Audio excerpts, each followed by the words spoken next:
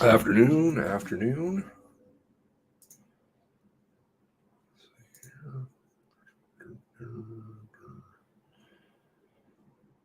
Okay, there we go. All right.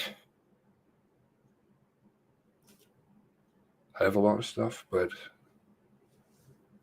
I've been working on it all morning, and then I had some issues. So we'll have to do it by memory and on the fly, I guess, for the most part. How's everybody doing? Sounds like a typical day. Glenn B. Mark. Good afternoon, Mark. That's simple, eh? Mark. How's it going, Mark? Uncle Blazer. Afternoon for a live stream. Good. Glenn B's in the house. Cheryl Clark. Hello. Afternoon. Chris Lee, Glow Watcher. Linda M. Right on time. Good to have you aboard. Hope you're having a good day. Nikki Lewis. Good morning. Yes, it's morning for me.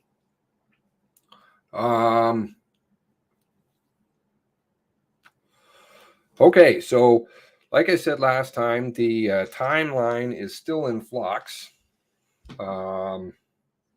Still getting written as we go. All right, so let's start off with, let's go back in time. Let's go back here. Okay, so this is April 28th, Pioneer. Nosy, good afternoon. Good afternoon, Pioneer. Now this is April 28th. Let's have a listen to what Darren has to say.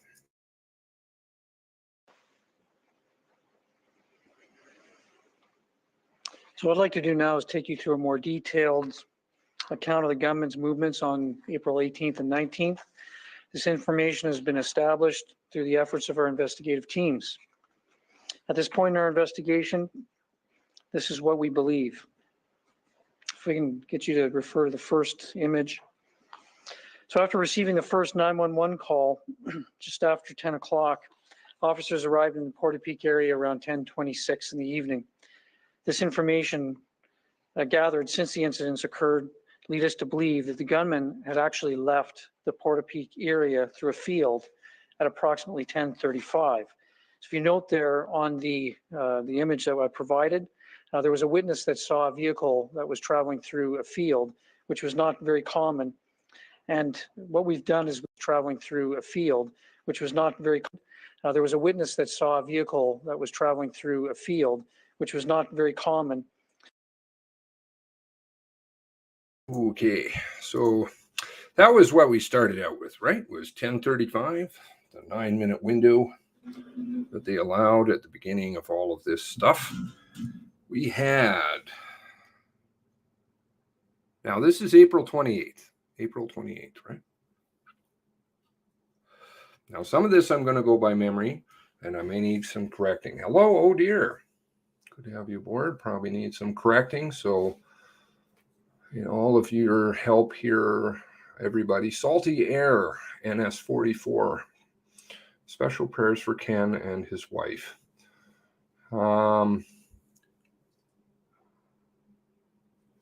Okay, so we started off with this 1035 business. I've never come across the 1035 witness. Maybe you have. If you have, please let me know in the chat or in the comments below. I'd appreciate that. I've never come across the 1035. Now, this is April 28th. By this point, he has spoken, or the RCMP has spoken to the Zimmermans. Now, the Zimmermans, Patricia Zimmerman, who has subsequently passed on, unfortunately, stated that she, Jesus, wait. See, this is what I have to try and organize. Oh, you can't see that. I'm trying to organize. This is because they've left things very complicated, as you all know, right?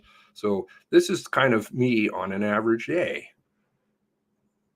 And all of those chromes are all tabs, and I'm trying to tell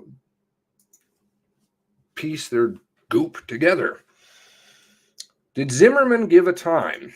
Well, Zimmerman did give a time, in a sense. So if we go to the, let's see here. Now, here is her interview, April 20th. Calm, oh, balls, I don't know, 3697, I think it is, 3697. Okay, so April 20th, RCMP interview. She says that we saw part of the blueberry field, we saw them go up. That would have been after I would have phoned 911. Okay, the car would have been between, that'd be about 10:45. So already we have some disputed evidence. Now, Solwire, interestingly enough, wrote an article. I'm wondering who it was that wrote it. I do have it open here somewhere. Speaking about the disputed evidence coming from the Zimmermans. Let's see here. Weird. No, I don't want that. Don't want that. Don't want that. Bear with me. This is going to be some cycling, and those of you who know me know this takes time. Okay, well, we'll just move along. 10:45 roughly is the time. If you go to the 911 logs, where's that? She makes a call at, I have it here in my notes.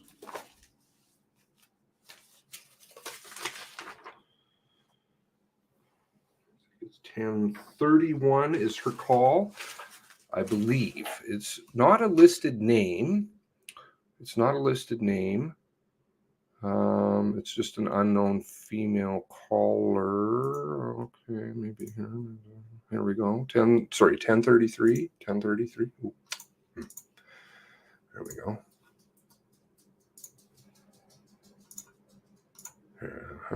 10:33. 911. What's your emergency? There's a fire nearby home.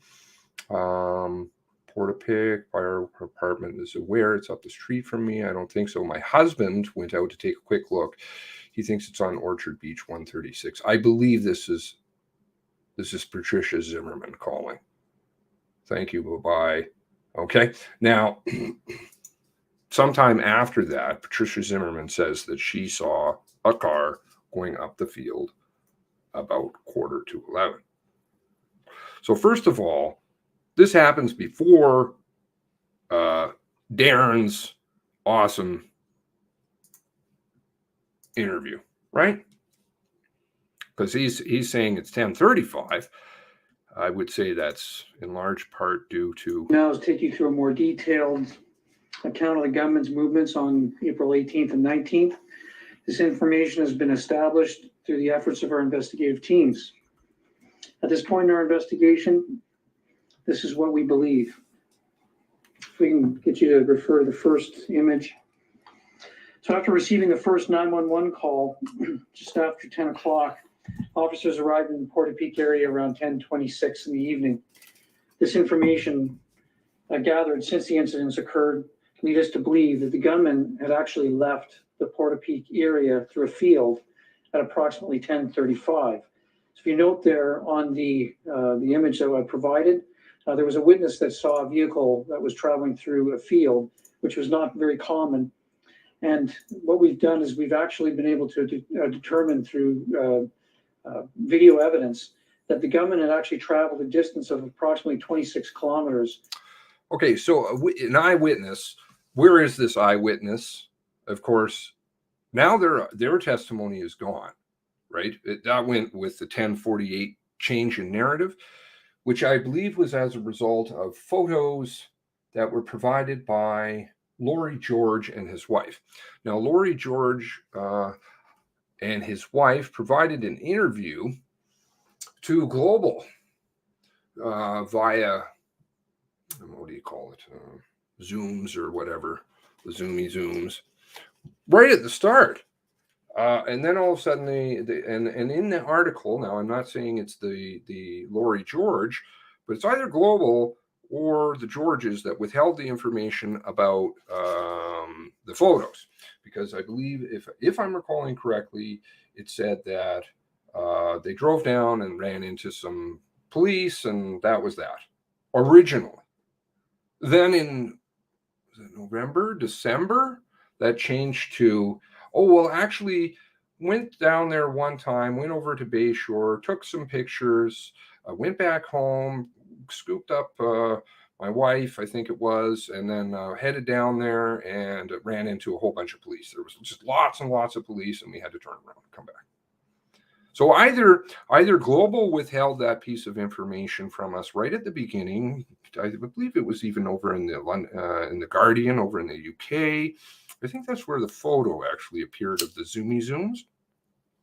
I never saw the original interview. I only read about it. But those of you who were there, down east and watching right away, may have seen the actual interview. I don't know. I've never spoken to anybody who did.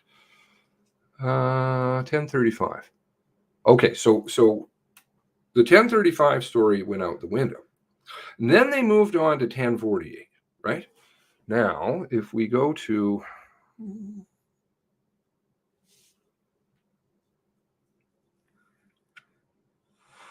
the presentation that was done by,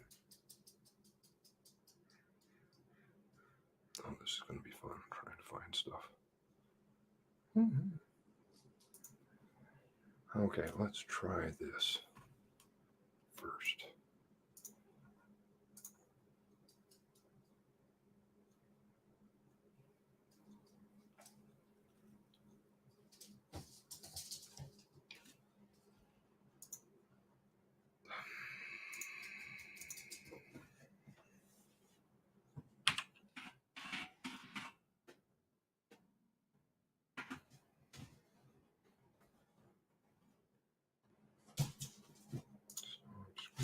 Share screen, share Chrome tab. Okay, so here we go with Burl.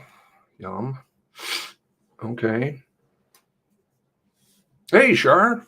How's it going?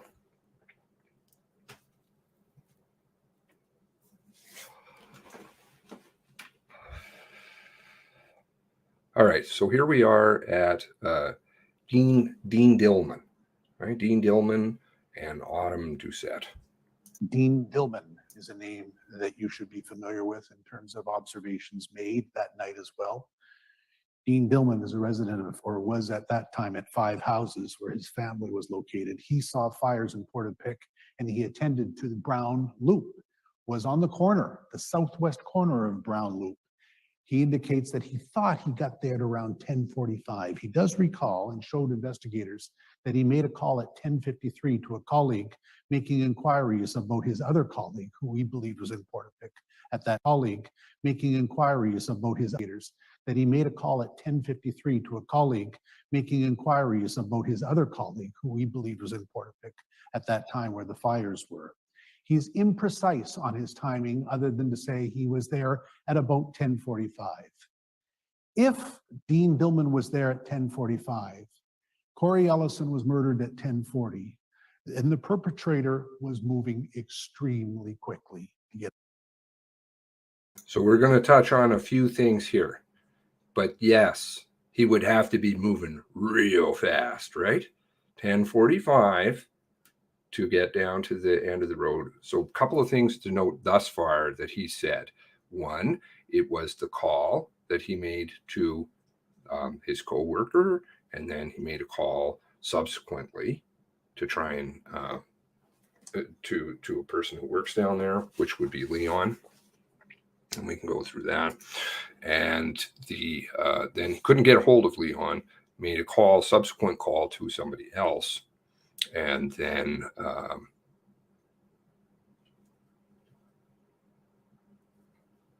10:45. This is the important things. Extremely fast, and we'll show some more things here. Get up that road. Doesn't mean that it couldn't have been done. It does mean, however, that there's a very small window in which the perpetrator could have departed from Portapique.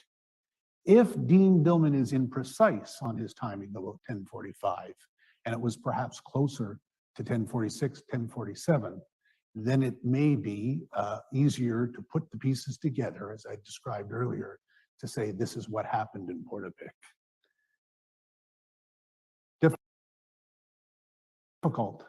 Difficult in this whole process to be able to fit the pieces together comfortably. Okay, so there he goes, waylaying your mind with goop. Don't worry about that. Don't look here. Fuck off. Okay? Brain. Now, if the window is longer, right, i.e. 10:46, 10:47, like he said, then that gives a little bit more room to have this brown blueberry field bullshit happen. Okay. Now, in the foundational documents, there's been an addition. Sorry, I'm thinking on the fly.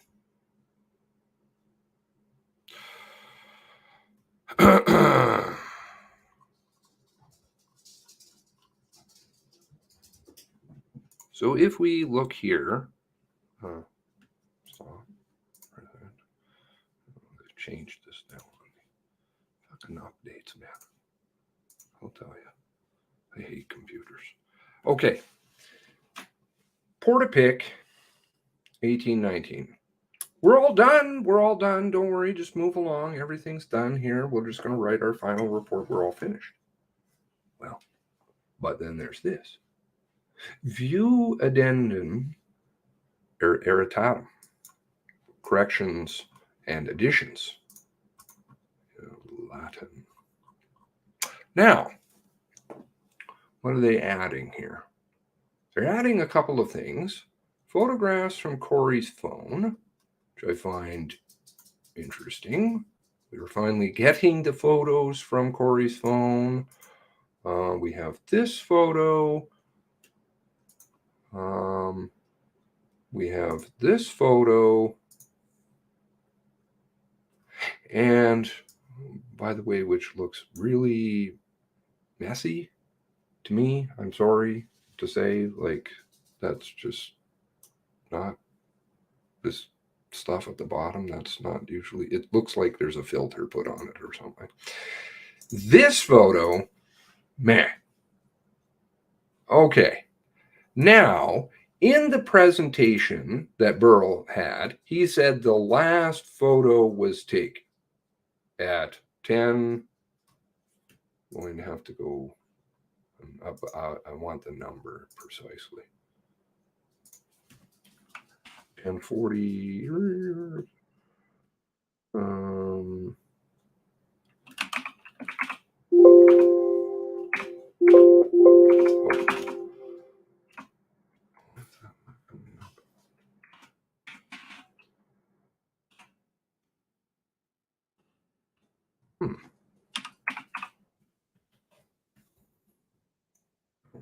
All right. So 69.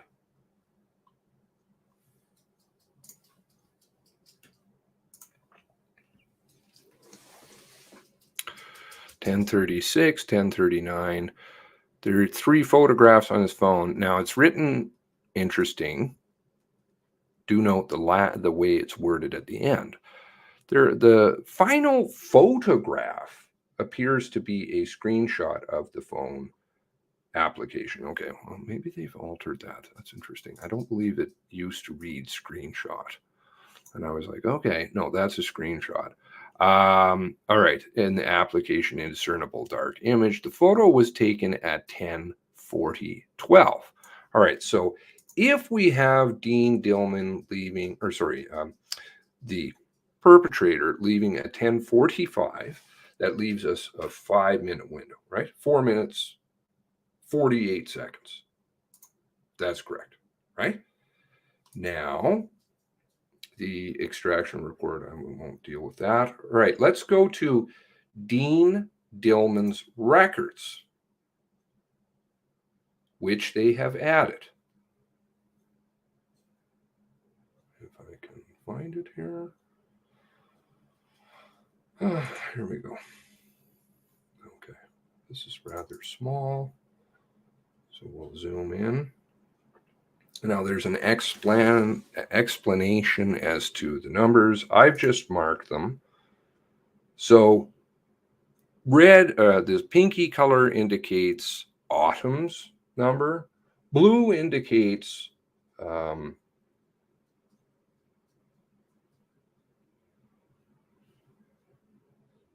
sorry, I'm just reading your messages here. Leon's, calling Leon. All right, sorry. One moment.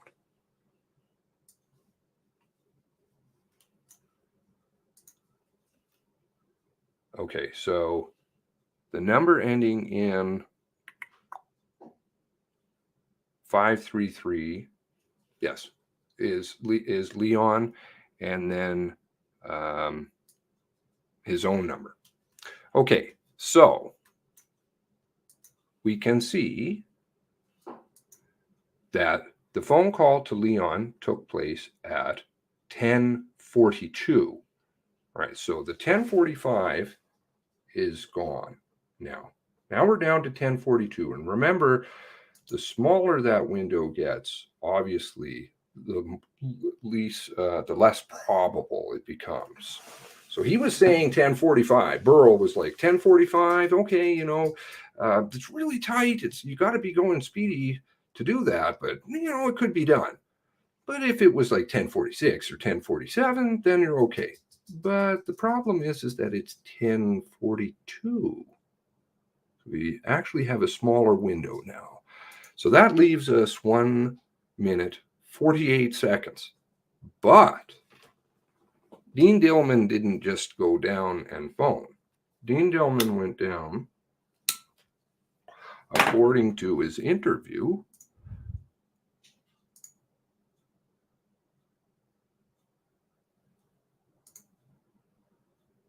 Let's see here.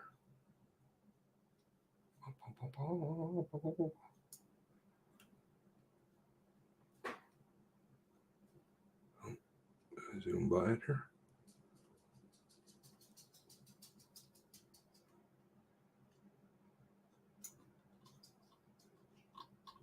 Okay, here we go. So this is his MCC interview. And I stopped at the southwest corner where the blueberry field abuts the road. That's where I stopped. And that's where I planned on just kind of getting my bearings to see to get a better feel of what was going on. It's easier to see the fire without the headlights on, so I shut my vehicle off. I have an app on my iPhone with a compass, so I could kind of get an idea where things were in terms of the azimuth. And then I opened up my map, and I can kind of see things lining up. And obviously, it's not like you have GPS point when you're doing that, but it kind of gives you an idea where the fires are and sort of low precision that I had. And I thought a good chance at my friend's house. So that's when I started calling him, and I couldn't get a hold of him. Okay, and mutual friend, coworker Leon, checking in with and got a hold of. And after that, I ended up talking to him. And after that, I left. And I was there for approximately 10:45 to 10:55. Now, let's not go into the end time. Let's stick with 10:42.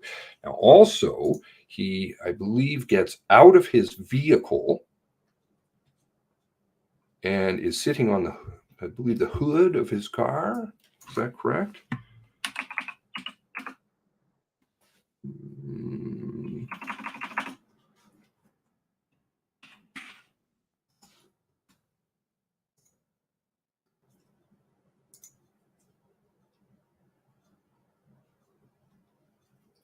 turned the car off. I believe he got out of the vehicle. He opened the app. Then he, sorry, I'm just trying to find it here. There we go. This is from his RCMP interview. I also shut my car down. I shut down my car, turned my lights off, got out of my vehicle, and basically took the azimuth with the compass. Okay, so that's going to take time, right? Drive down there, shut the car off, get out of the car, fiddle around with your phone, look it up, do whatever you got to do with the phone, right? And then make a call. So it's not 10:42. Now we're actually going back, right? Because he wouldn't have made the call right away. That's not what he said. So let's just even go, though he made the call right away. However, he said he didn't. He said that he got out of the car and he did all this other stuff. So the window is now gotten smaller. But let's stick with that it's 10:42. That leaves you 1 minute and 48 seconds to travel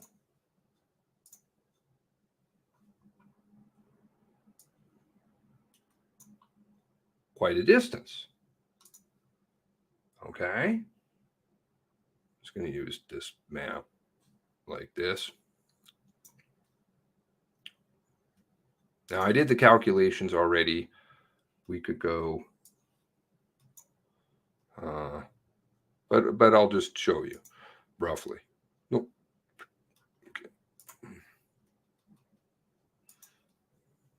Okay. Okay, so if we go down to here, that's 313. If you go here, about another 183, 192. If you go from there to down here, 228 roughly. From there over Cobequid, past Tebow's house. You had another 160 roughly, 157, right? Okay, and then go from here up to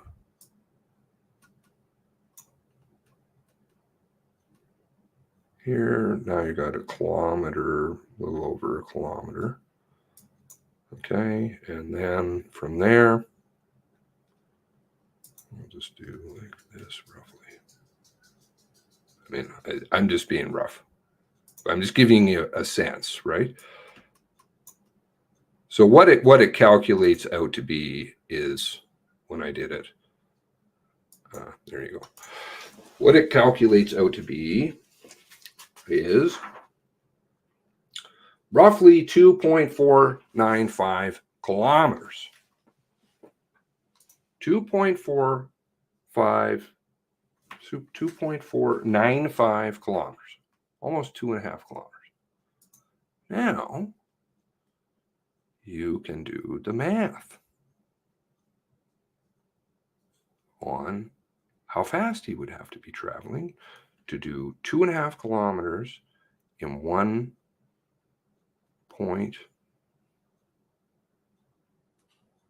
minute 48 seconds. Oh no. Yeah, see, because this is what happens. All right, there we go.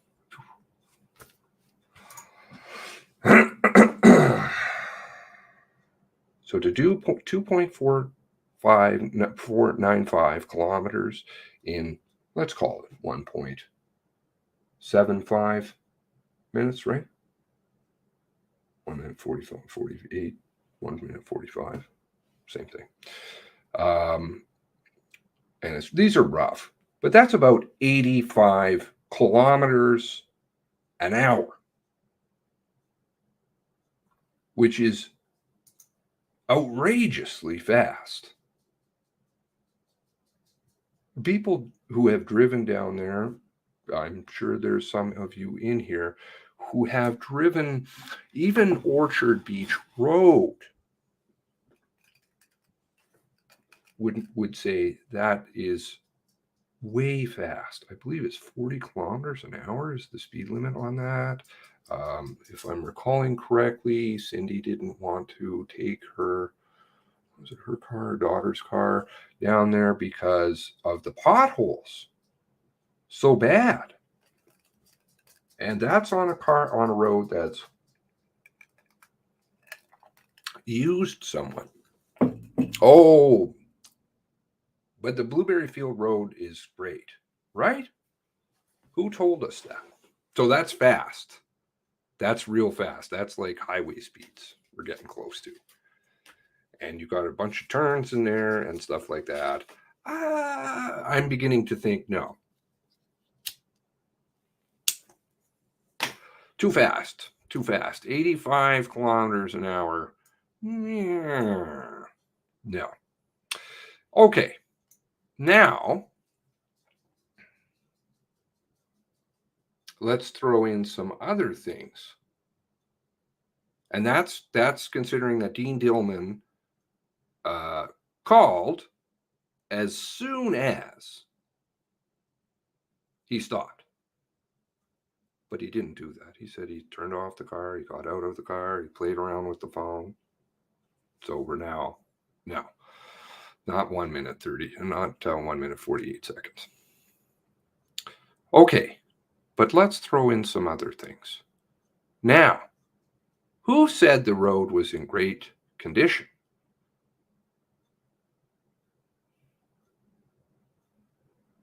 It shows 3 vehicles driving on Blueberry Field Road at the same time.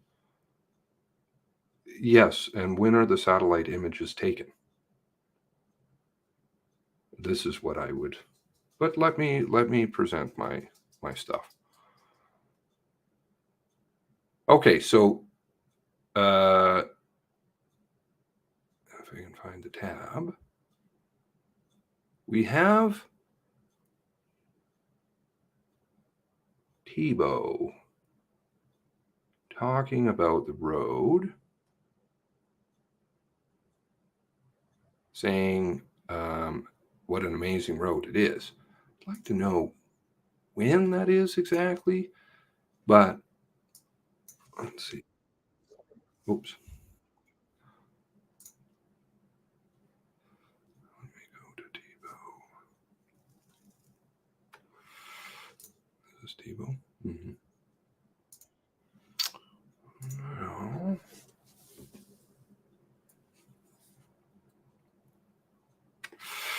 Oh no, the photo on the date, the satellite images are interesting because you can see when it's taken. This one is taken in May 2020. If you move over, it will alter. Okay, 2019, July. Then you switch into, you can see it down here, 2020. May, you go over a little bit more, it will change again to 2019. So they use an older, a newer image that's taken after the fact for the Blueberry Field Road. Okay, fair enough. I don't know. Maybe they just didn't like the old one.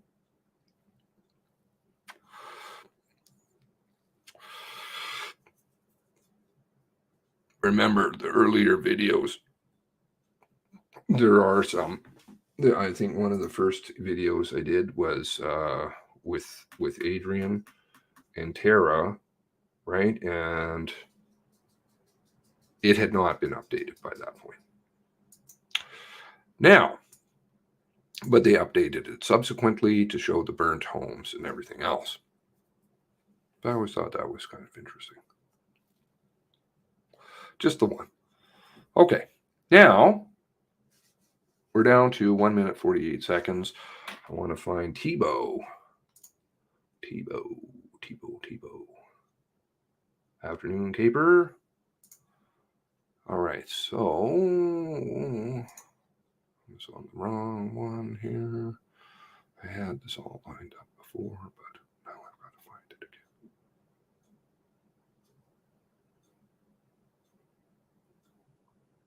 again. Tebow was on.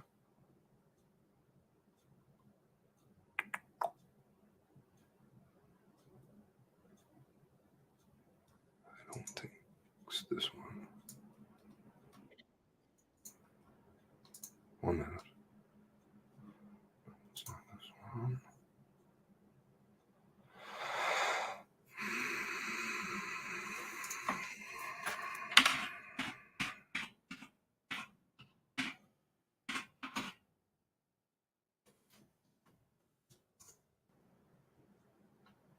Okay.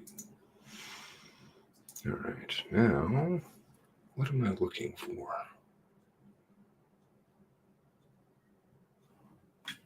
When she went down.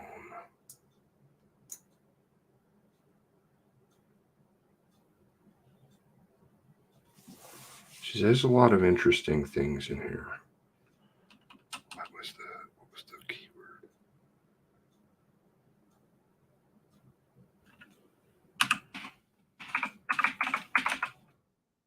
I'm gonna zoom in it.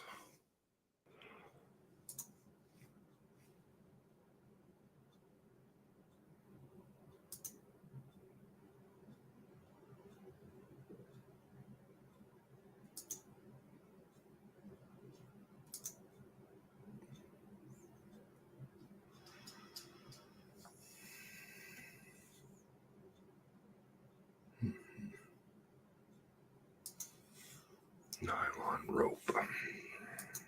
Mhm.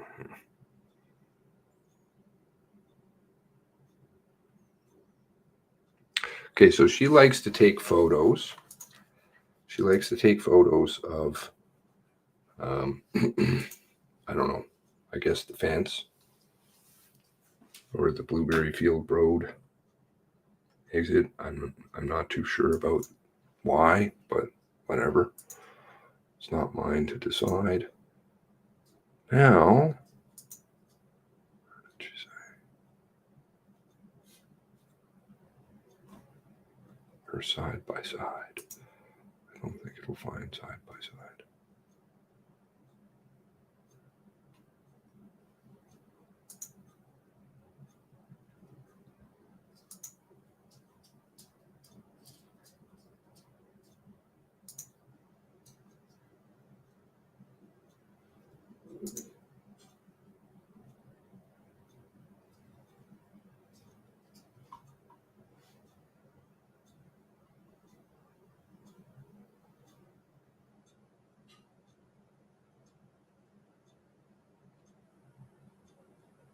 Okay, so she maintains that when she went back, the rope, nylon rope, as she says, was broken and hanging off. The fence was broken and hanging off. Now, nobody, of course, asked about, and the military was in the next field with the tents, right?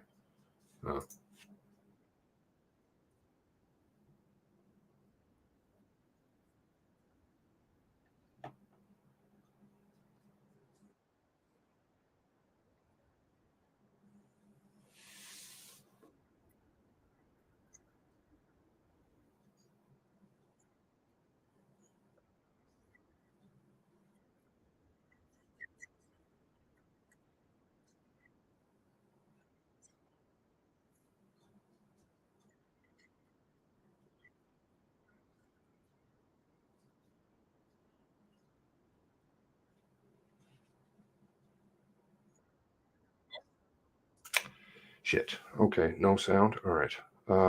That's because I've got this going on. Okay, so we'll do this. Sorry. Um. Okay. All right.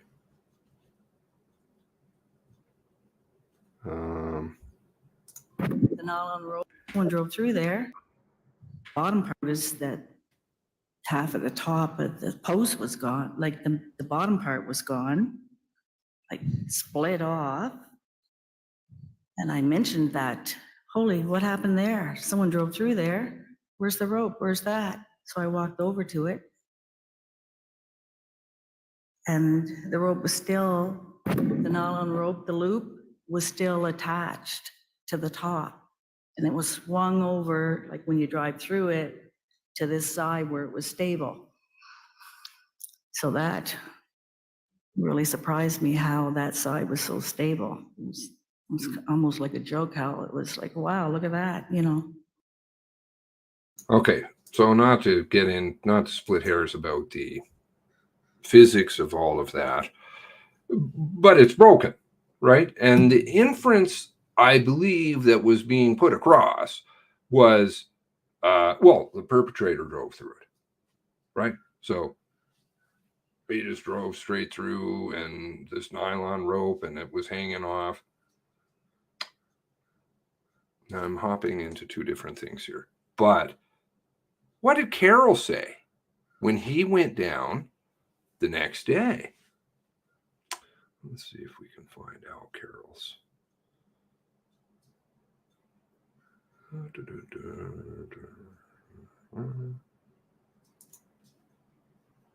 Okay. Do this now. Al Carroll brought back memory of the next morning, the morning of the 20th, the 19th, when Andy O'Brien and I had gone down to Port-a-Pig, situation was dynamic, driving around, I believe it was Cobequid Road, and I drove down to the end of the road, and there was a nice road, a nice house on the left-hand side, of course, because nobody seems to pay attention, and at the end of the road, there was an entryway into a field. It was a blueberry hayfield or a blueberry field. And that morning when I went there, I was like, oh, there's a barrier up. There was a chain barrier, a chain that went across the top, and there was some kind of marking thing or identify the chain was there. That was in place when I was there in the morning. That would have been sometime between 10 and 11:30 or 10 and 12. Okay, so sometime between the 19th at, let's say, 12 noon, and when Thibault went back, it was broken. But nobody bothered to ask Thibault about the military, which was in the field next door. Did they break it? Rather than passing off this bunk that maybe the perpetrator drove through it, because that seems to violate what Al Carroll says. Additionally, then you have to think about the logic of what Al Carroll is saying.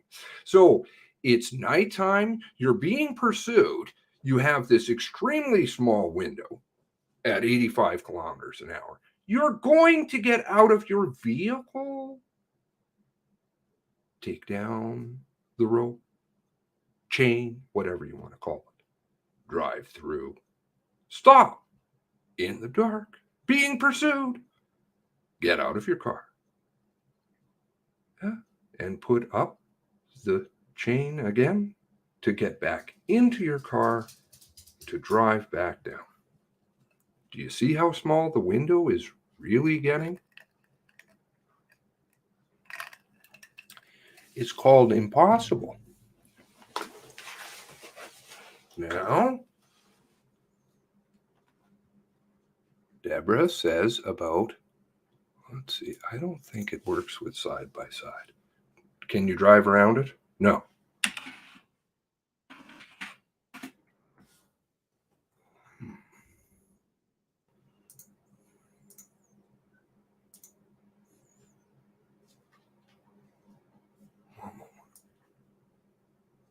Like it was snapped, blah, blah, blah.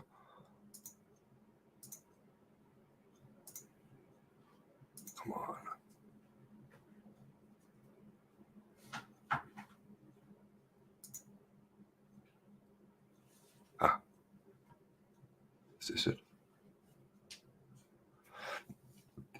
I think I may have got it. Yay.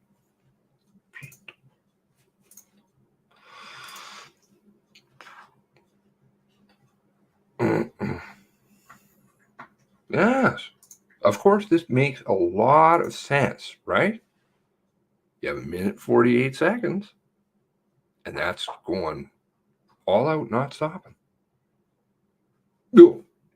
And you have to subtract the time for Dean Dillman turning off his car, opening up his app, using the app, then calling.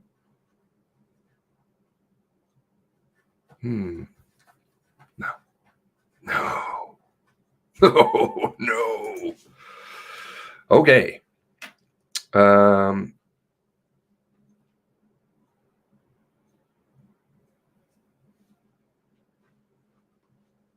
All right. So let's listen to what she has to say now. I believe it was Rushton's. Is it Rushton? Blueberry Field. Actually, Tebow used to own a piece of it. Yeah, let's not get too far off track. You had described your use of the road alongside the Blueberry Field Road. We've been calling it the Blueberry. Oh, I must add one thing here. Do remember who's questioning her. That would be Sandra McCullough, right? Sandra McCullough? Sandra McCullough and Rob Pinio act for Deborah Tebow. I'm not sure why they need a lawyer.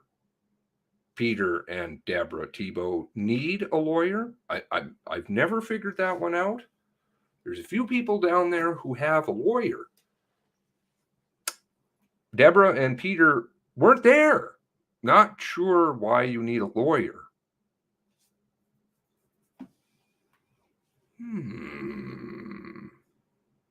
Yes, there you go.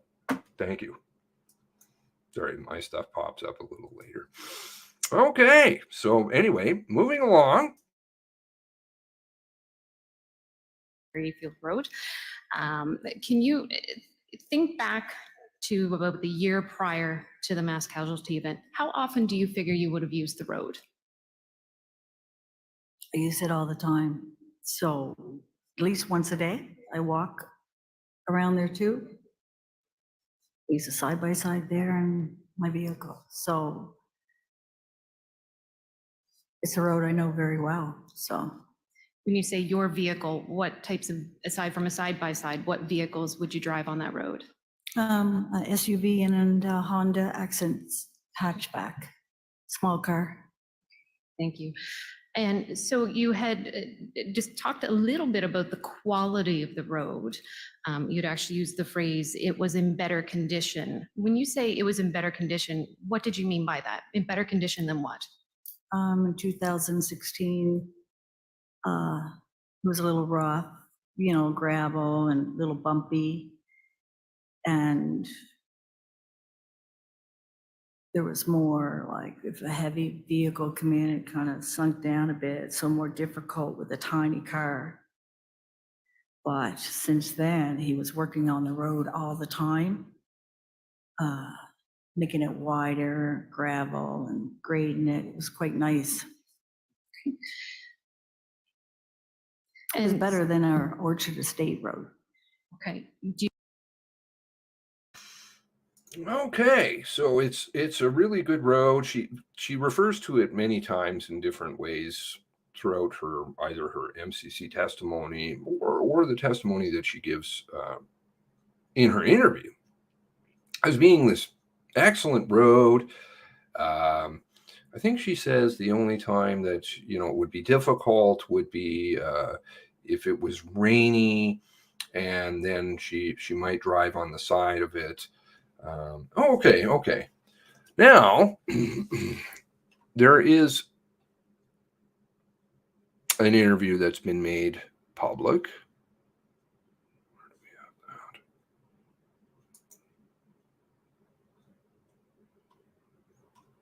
that? Here.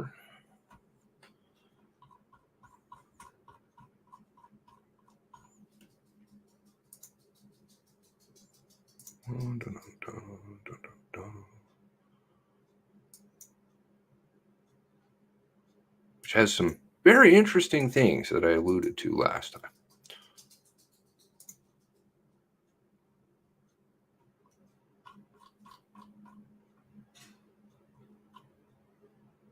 Well, let's start with this one.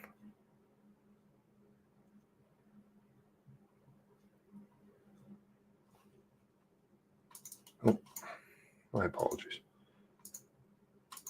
There are a variety of, I mean, I could keep going on about how great Deborah says the road is. Okay, Mallory Colpitts. Who is Mallory Colpitts? Mallory Colpitts lives on Bayshore Road. Mallory Colpitts is also, as a named participant, yeah, I don't know why. Sorry, back to the Peter. I don't know why the Tebows are involved if they weren't there. That's just, I'm just answering. I'm not sure why you would qualify for a lawsuit. You weren't even there.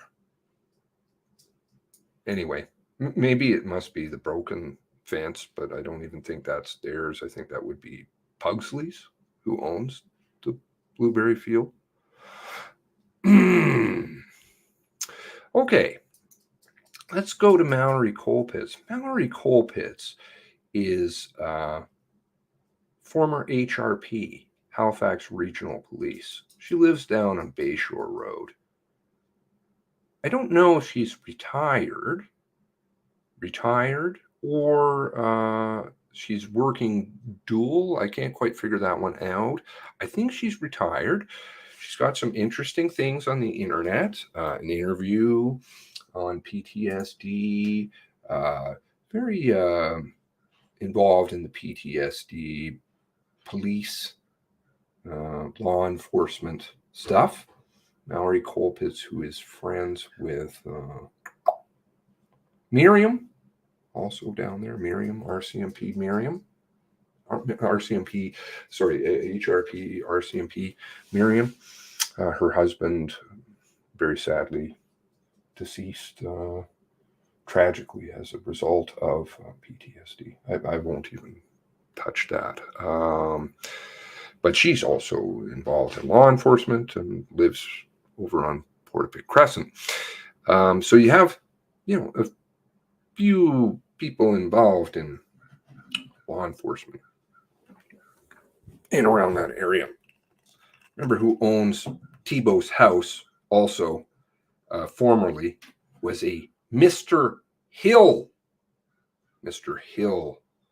Mr. Hill, who has no first name, is only referred to as a Mr. Hill, who at the earliest sounds like may have sold the house in July 2017. It may have been later, though, because they had the other piece of property and nobody really inquired specifically. When did you buy 2 Cobequid? So it could have been later, because it sounds like they lived somewhere else down there at the beach first. Hello. And then moved to Cobequid and had both properties simultaneously. But Mr. Hill is RCMP, retired. Who is Mr. Hill? Did anybody inquire as to who Mr. Hill is? The RCMP house, she refers to it as, who had contact with Deborah Tebow subsequently. Who is Mr. Hill? And if it's 2017 and he lived there, well, that would mean that he has a good likelihood of knowing who Gabriel Wortman was. You follow? We're getting a few people in here now who are involved in law enforcement who may have known Gabriel Wortman and or Lisa Banfield. Okay. Mallory, I think, says she's hardly ever seen them. Maybe just drove by once. But I want to stick with the Blueberry Field for now. Blueberry Field. Yeah, how far does she live away from? Approximately 500 meters. We learned about it for the significance of the road. Yes. Otherwise, I'm curious to learn from you the significance of the road before April 2020. I can't say it really had any significance. I personally walked around it many times, hiking with my dog. I can recall it being listed for sale multiple times, but beyond that, I can't really say it had any significance. It was a private, I won't say well kept sort of road. I won't say well kept sort of dirt road. Fair enough. You didn't use it for like driving your car down or accessing the place? I didn't, because it wasn't well kept enough. But I thought it was better than Orchard Beach. Deborah, right? Here you have a police officer who says, no, not very good. Let's continue. I could have risked it. It didn't make sense to me, especially where I drove a Mini Cooper. Now, that's a low profile vehicle that just logically, if I had a truck, I probably wouldn't care and would use it, but it just didn't make sense to risk being stuck down there. Yeah. And so it wasn't you say, well-maintained route or something that people just used because it shaves off time getting back and out to the highway. I do believe it would shave time off, not substantial. But if somebody was in a significant rush, then I wouldn't be surprised if they would use it for that, especially if it was a truck or an SUV. But like a smaller sports vehicle, it wouldn't be advisable. You'd probably get stuck, I would imagine. So I think some people may have used it on occasion, but I personally, and it sounds like if you saw somebody using that, it wouldn't raise any alarms. No, it wouldn't. It wouldn't at all. In fact, sometimes you would GPS my residence. Okay, so before we move along. So obviously, she has a very different opinion of the road than Miss Tebow does. Why hasn't somebody resolved this indiscrepancy? Because it seems rather notable. No, you have a police officer saying it's a shitty road. I wouldn't use it. Yes, she drives a Mini Cooper. But I think anything low profile, to which a Taurus is a low profile vehicle, wouldn't be advisable. I wouldn't risk it, says she.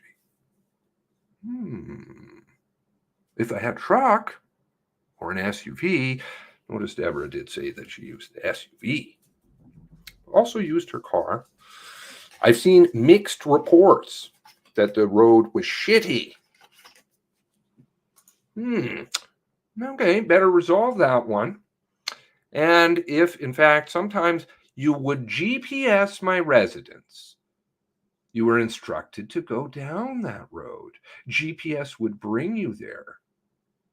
So I had a friend in particular, I remember asking, are you sure I'm in the right place? Like, I'm down this sketchy, strange, doesn't even look like a road. And I'm like, oh, I know where it brought you. And it was that road. So sometimes the GPS would what? Oh, suggest that you go down it. Now, that opens up another line of reasoning. So it's a pretty sketchy road. But if it's GPS, why is it that then it didn't show up on their maps? Nobody was aware of that.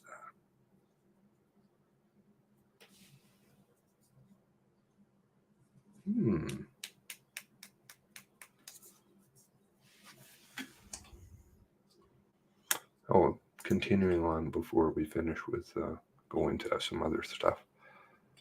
Hopefully they weren't driving a low-profile sports vehicle.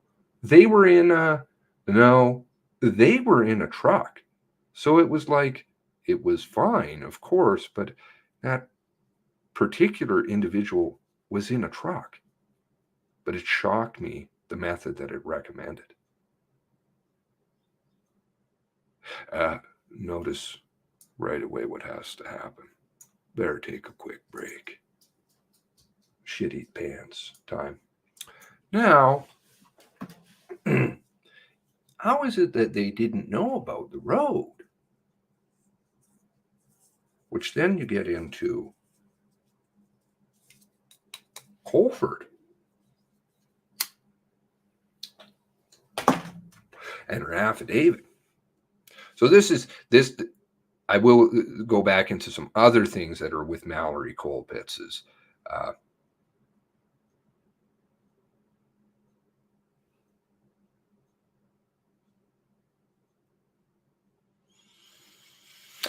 Interview, because there are some other things in there.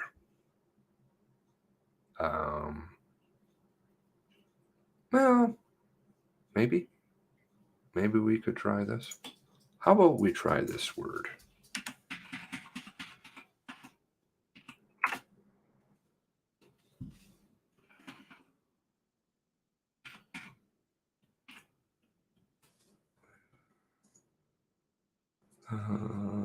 No, I'm sorry, I'm on the wrong one. Is it this one? Oh, no, not going to ask in this one. Okay, so here we go back to Mallory Colpitz's interview on the 22nd. Now, I believe, if I'm wrong, I'm going to go back to Colford in a moment. Colford, let me write that down.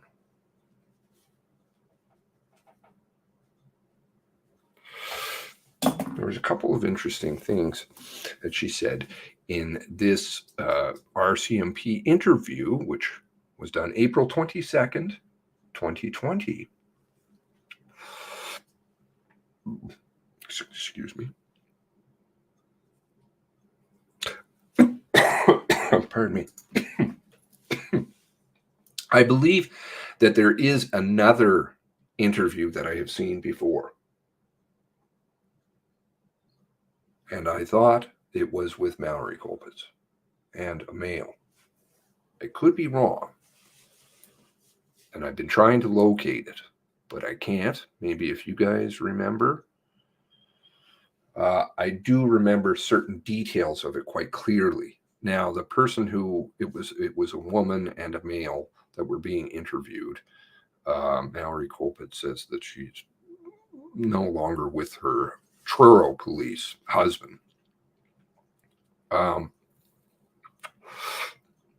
was down there alone. But this other interview that I remember, and I thought it was Mallory Colpitz, but I could be wrong, like I said, mentioned a couple of details that really stuck out. So you guys may remember it. And I think I've even spoken about it, previous video.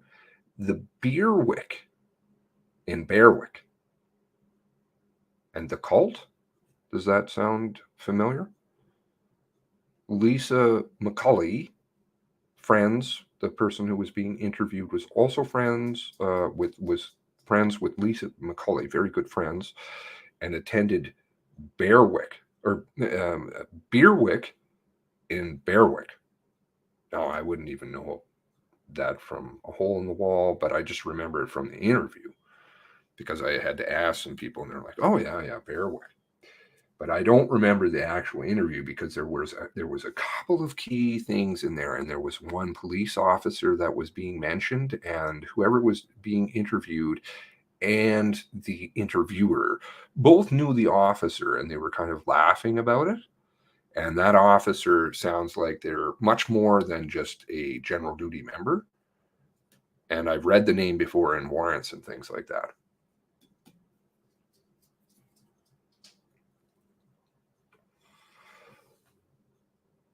Remember, her statement sounded like took Blueberry Field sketchy, maybe ITOs. Remember her? I haven't read anything about the Blueberry Field Road in any of the ITOs being sketchy. That was the first time, but I have read other things. Berwick Valley, Berwick Cult Camp. It was. They refer to it as the Beerwick. They actually spelt it Beerwick in Berwick, if I'm pronouncing that right. And it was some kind of getaway. They used to do these getaways, and Lisa McCulley was at the getaway. And anyways, I would love to find that interview again. So if oh gosh, don't apologize about the. I don't know if people are going to be sensitive about the caps. I'm really out of luck because then I'm yelling all the time. Never heard of Beerwick. Okay. Yeah, it was some kind of religious thing, Christian, but something else. I don't know. There was references to not drinking, and anyways, I do remember it. Maybe it was an interview and the name was being withheld, but I could tell that the person who was being interviewed was definitely with law enforcement at one time because they were throwing around a lot of law enforcement terms. Now, which leads me to think I swear it was coal pits, and it was not one of those, statement of II or EE or something like that. Okay, let's go here.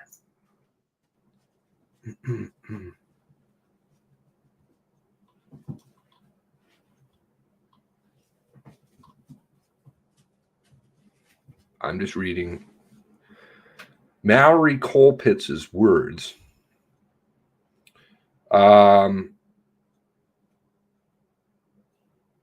Now she's sending stuff around on the here's Miriam on the Facebook group, the private Facebook group, which is a very interesting group. I'll just leave it at that. The Orchard Beach Estates private Facebook group.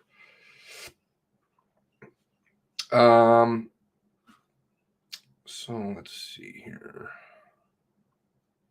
So let's just do the Orchard Beach Estates Facebook group and go from there. Like our private Facebook group where we all the homeowners sort of have access to this, and normally we would use it to talk about meetings. She doesn't attend the meetings, but there's a lot of meetings and barbecues, and I think the group is a little bit more than just roads. I really do. It's a lot more than just roads.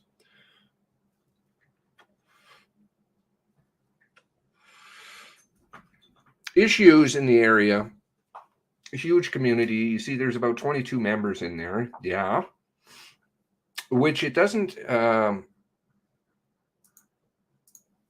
extend to the full-time residents. There's just extend to the full-time residents. There's cottage owners on there too, because they rent property. So some of the communication on here, besides Bjorn that I talked to on the phone, I had a little conversation with Ruth Polly. Okay, now Ruth Polly's interesting because she knows that I live here, and she's very good friends with Lisa. This is quite true. And she had always told Lisa that if something happens, that she's willing to take care of the kids. True. So I didn't, no, I'm not going to get into any of that. Those of you who know will know. So I want to give her the news, but considering that she was telling me that she was going to be the primary caregiver of these children, I know that they were at the hospital. I just asked her, we were on the phone, and I said, look, are you at home? And she said, yes. And I said, are you alone? She said, no, my husband's here. So then I told her that, the news. I said, I'm told that by Bjorn, she's deceased. So you have to go to the hospital to do whatever. I was thinking about the kids, for those kids. Then, I'm sorry, arranged that. She was crying, and I talked to Miriam over the phone. She's a cottage owner over there, over on Portapique Crescent, bed and breakfast. And like I said, I mentioned her before, her police affiliations, civilian employee. And I think she just was worried, wanted to know if I made it or not. And we had some discussions about potentially giving our places because we have mutual friends. She worked for HRP. I think she may have also worked RCMP, but I believe I looked that up a long time ago. I'd have to go back. She wasn't an officer. She worked there. She was upstairs size, I think, in records or something. Okay. So before we move on from that, now, if there's people in the neighborhood who are attached to law enforcement and may have been aware of things, guns, police cars, fully marked, etc., I find it interesting that that hasn't been pursued. I find it interesting that, frankly, none of it has been pursued with people who were aware of this, because it seems like a great deal of people were. I'm not saying either Mallory Colpitts or Miriam was, but might be worth asking. Miriam's interview is not out, by the way. Many of the interviews aren't out. Of course, we're still missing approximately, just so that you can have a mental grasp of where we're at in terms of document release.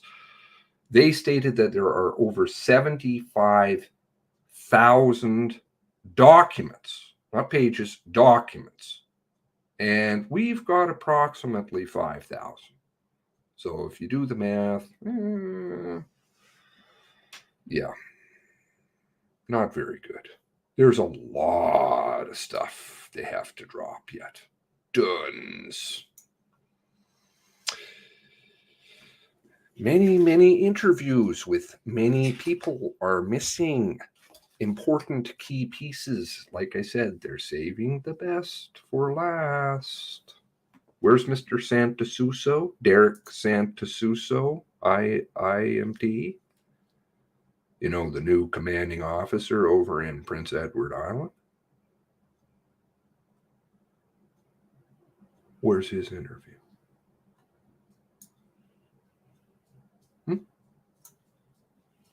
Anyway. Is notebooks being withheld? Well, there are a lot of stuff that's going to come. And I'm just worried. I wanted to know if it and I think she was just again worried and wanted to know if I made it or not. And we had some discussions about potentially giving our places because we have mutual friends, okay, mutual police officer friends, right? Lots of police people volunteering homes around. That's kind of a tell. You'll see some lists of people who are volunteering homes. The people on those lists usually have some affiliations with military police or police. I won't go there right now. Anyways, So we have that connection. So we just knew that there was some potential RCMP in the area looking for places. So we had brief discussions. Everybody's with their brief, which is just a code for piss off. Don't ask. And that other person that I would have spoken to, the only other person I would have spoken to that has anything to do with this area then was Leon. And I did blank personal information. And personal information, it usually has quite a limited role. The fact that they're throwing personal information all over the place to redact stuff is bullshit. I was aware he was one of the few that survived and actually present that night. So then he called. He said, call me. So I did, thinking he wasn't well. I'm just going to get the time. I have it here. Yesterday, just give me the time here. It's 1:12 yesterday. 1:12 in the afternoon. Leon called. Okay, so I sent the message, and then let me see the call. Blank. Yesterday, 1:26. It was an 18-minute phone call. Okay. So we spoke on the phone, and was very, I could still tell he was very amped up. Certain language. Quite amped. He went a bit into like that night. He said that, and questioning too, like, why did only some of us live? He said that first I started with the cameras. Okay. Now she's talking about cameras because she said in the Facebook group, listen, anybody has cameras, a lot of you guys have cameras where you can provide that camera footage, going to answer a lot of questions, help the police out. She believes that Deborah and Peter Thibault have cameras. That would be the Blueberry Field Road. Cameras? Hello? Bjorn has cameras. That would be across the road. That would be the shooting, I believe. I'm fairly certain. It's marked on his property. I'm fairly certain. He has a sign saying that it's under video surveillance. So potentially Frank and Dawn's, potentially the 3 cars, potentially Andrew McDonald being shot. You should see somebody driving by Deborah and Peter Thibault's, going out the Blueberry Field Road, right? Where that? Cause I put the post out suggesting that if people have footage, to hand them over because they're a lot of value. I hadn't heard from him. So I made a point I wanted to know because I didn't know if he had them or not, he said he didn't. And then he said, so do you have cameras? And I said, yeah, they're everywhere. I don't know, maybe something can be seen from her cameras, 500 meters away. You like that toy? Pardon my dog. Yeah, they're everywhere. And then he said, so you can see me when I'm, out walking with the labs? I said, yeah, I can look right out to the beach. And then he said, So you can see me when I'm driving the tractor and giving debris or spreading debris? Awfully strange questions to be asked. He was doing something with the roads, and I said, yeah, I can see that. And then later in the conversation, he brought up the cameras again. And I said, yes, I have cameras.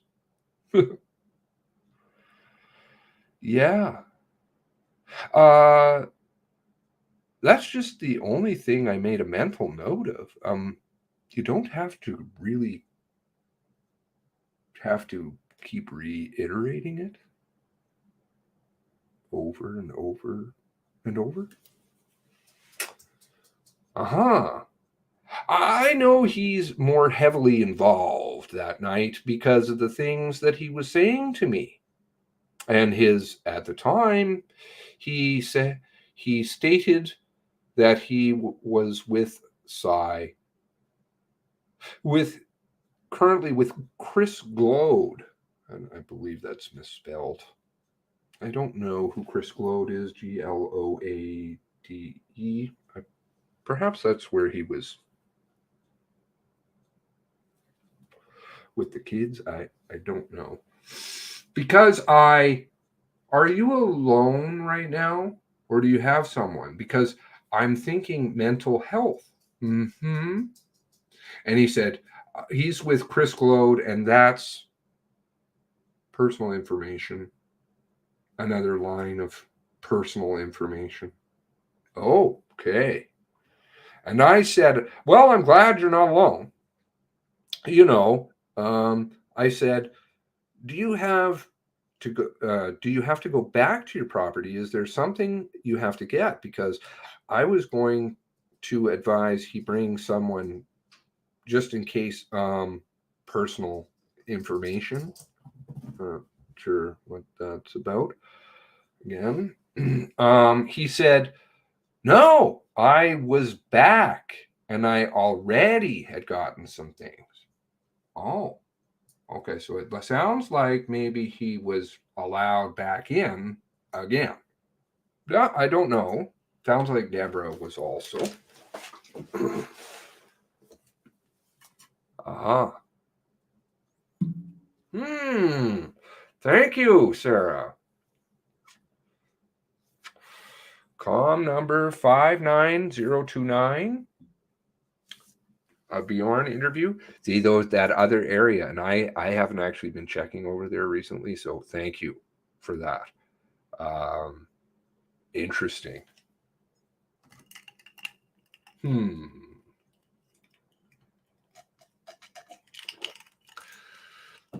I'm not going to get into the culty stuff. The only reason I mentioned that was just simply because I just try to stick with the more hard stuff. But the reason I mentioned that was the Berwick. If somebody can remember Beerwick and Berwick, that interview has a couple of key things in it, and I want to find it.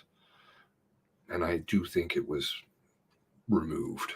Anyways, so she thinks that Leon had more involvement that night. Again, these are her words, not mine. So I'm just saying what she's saying. And he said, I think I'm gonna go stay in where he's from. I want to say, he said Shearwater out that way. He said, I think I may stay there for a while. And he talked to me. He went right into a bit of the details, like in a venting fashion on that morning. He said he went to bed very early, so he missed some stuff. Oh, well, okay. I don't know what exactly that refers to. Some stuff. And he said that he woke up around 3:30, and I'm just going to try and focus on what he was saying. Yeah, take your time. He woke up around 3:30 and he had heard shots from a distance. Now, I don't recall him ever saying that he heard shots. And he was aware that there were fires going on, so he left his property, assuming, like everyone else did, that the community as an effort to help. Because when you see fire and you're in a small community, that's what it felt, the intention he was trying to say. And then that he seemed to realize more what was going on, and he didn't know what to do. And he said, I didn't know where to go, so I hid in the woods.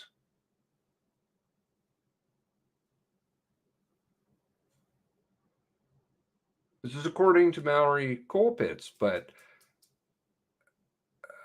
has anybody asked Leon about hiding in the woods? Don't remember that part. And at some point, he went back home. Okay, so he hides in the woods for a while, according to her. That's what she says he said. Again, hearsay, but again, why is this not being inquired about? And then he went back home. That morning, he said, and the girlfriend, Lisa, and the accused at that point made it to his property, and he said that she was hysterical, acting crazy. The police were called, which I'm assuming he had made the phone call, and that they arrived and arrested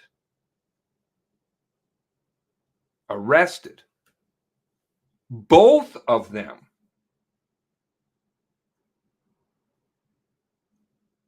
Oh, yes. I think you're right. Thank you. Okay, I've got to write that down. Thank you, thank you, thank you. That was what I was looking for. Thank you very much, Nikki. Okay. So I was probably looking for the wrong thing.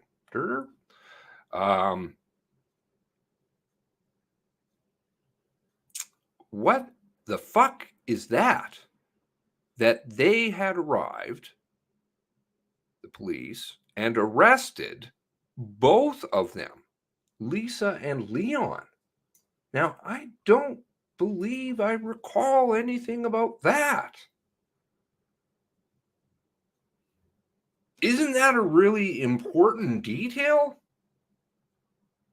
Why has nobody followed up on this? Hello?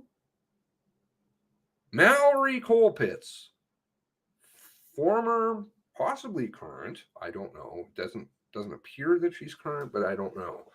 I know she was having PTSD issues big time, so I don't know what's going on with that. I know it sounds like she's fighting some legal cases. She's a police officer.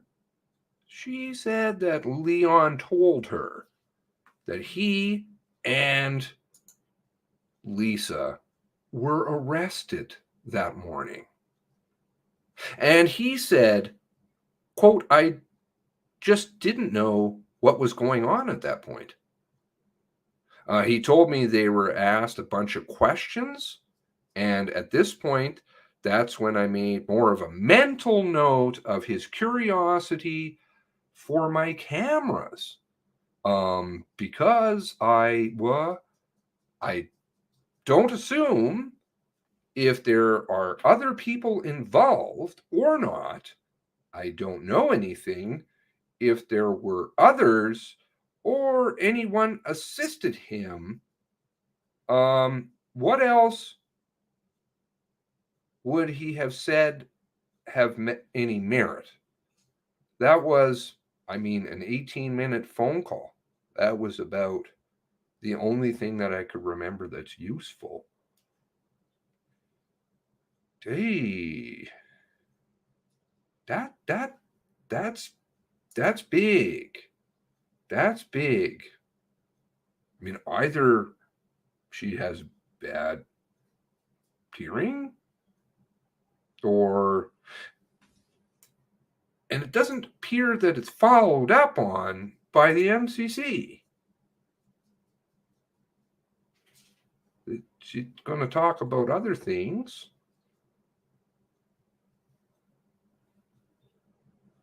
There's not much in discussion about Leon because, well, frankly, I don't think he appears. No, they didn't even ask anything. Nothing about arrested.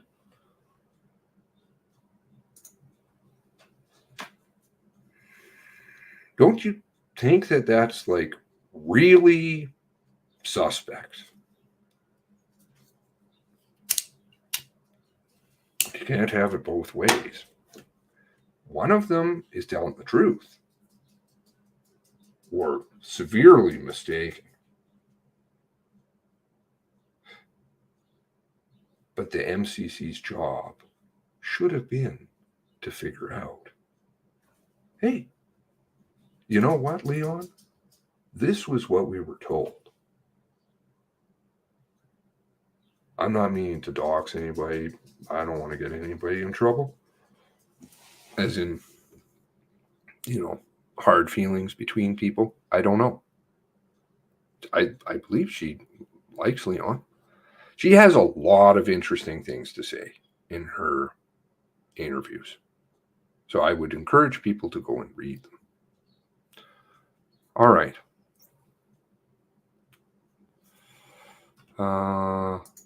What are some other things that she said? So she talked about the cameras and how she believes that Thibault, and that comes up in a... Give me one moment, please.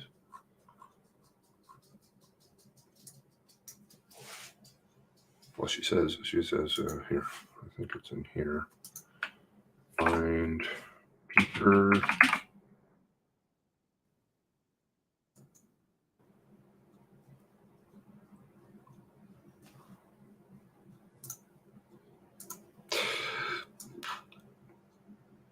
Because I believe that Peter and Kelly have footage because they have property that goes back here and you have to access the beach through the trees because they mentioned it to me before that they had cameras.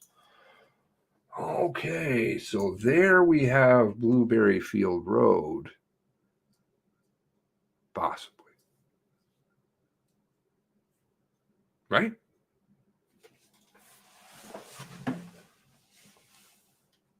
Who's this, they say? Peter and Kelly. Thibault. They have the big garage right on the corner, very, very close to Friar Tuck's. Now, may show some other things like Cobequid. Or are we going to run into a Dan Bryan situation? Which, equally, you can't have it both ways. Well, I suppose you could. I was putting together a little interesting thing on Dan Bryan.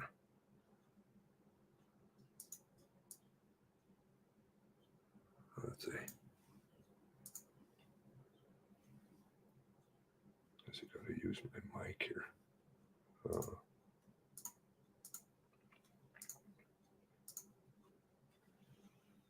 I don't recall. I'm not saying it.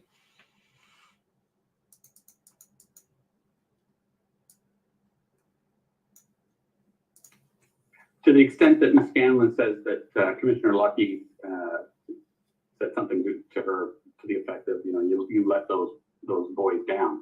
That's not an interpretation, is it? That's a statement of fact.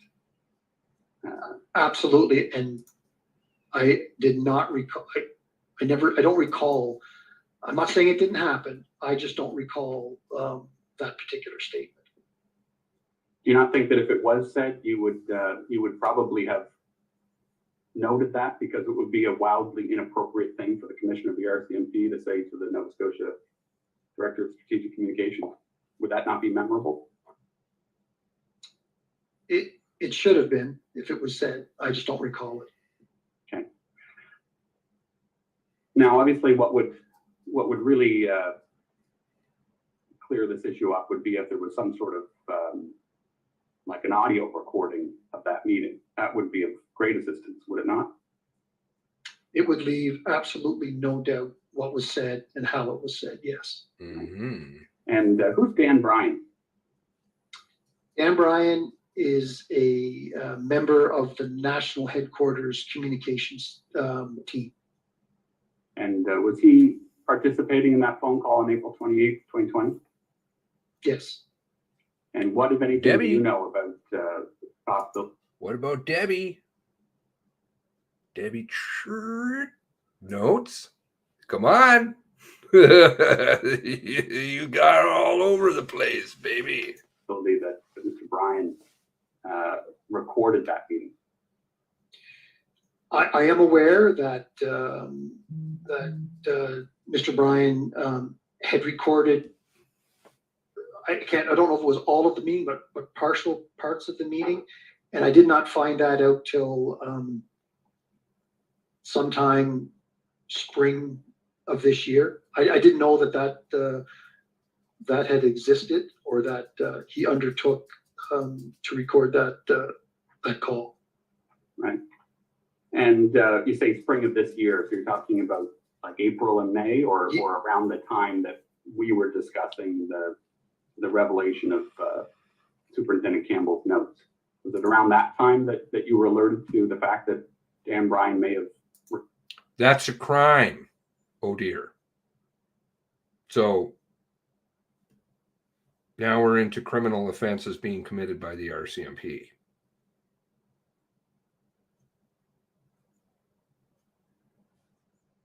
That's a crime. Destruction of evidence. Covering up. Crime. Recorded that meeting? Yeah, I believe it was post that, so probably the April, May is my recollection. Right. And to the extent that you were alerted to the fact that there's a recording of that meeting, I note that at no point in your interview with the Mass Casualty Commission did you make any mention of that. No. And did you not think that it would be, given the fact that you've now testified, before the standing committee in Ottawa, and we've obviously dedicated an extraordinary amount of time to this issue here, did you not think that it would be of assistance to mention that, by the way, we think there may be a recording of that meeting that would really clear up this glaring discrepancy between the accounts?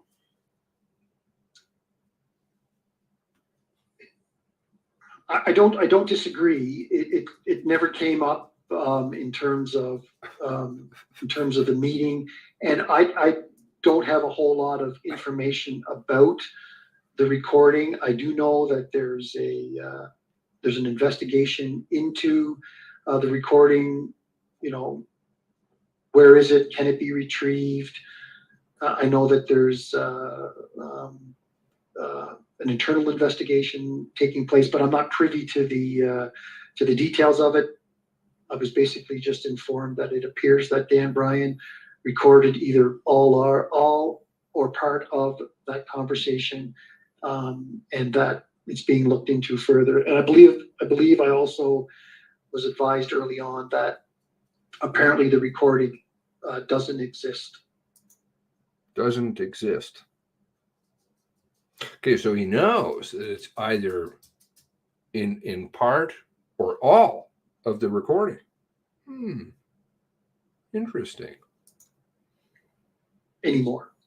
Doesn't exist Anymore. anymore. And do you have any information that would explain why it no longer exists? I don't. I believe it was because it doesn't exist because Mr. Bryan has deleted it from whatever phone he was using at the time. Oops. Laurie Ward's letter to Justice Cromwell. He does not recall specifically deleting the recording or doing anything with it. Sorry? Deputy Commissioner Brennan, what did you just say? I missed that. Is it? I don't.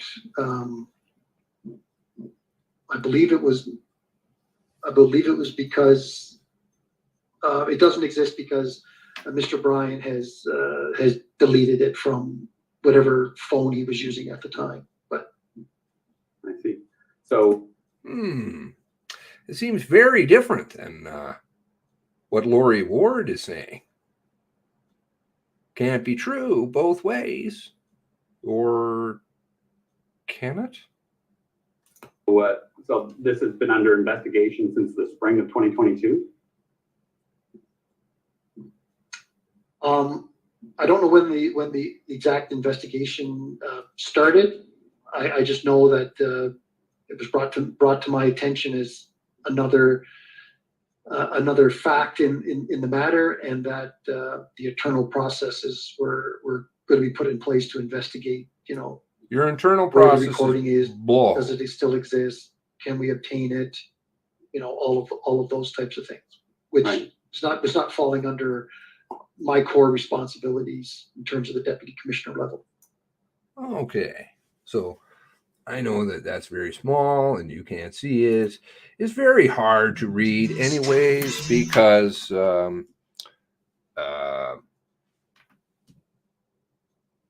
this is the organizational chart. It's fucking mammoth, this organization. And that's just like a little bit what they're willing to tell you. It's huge. The beast is mammoth, the machine, right? Like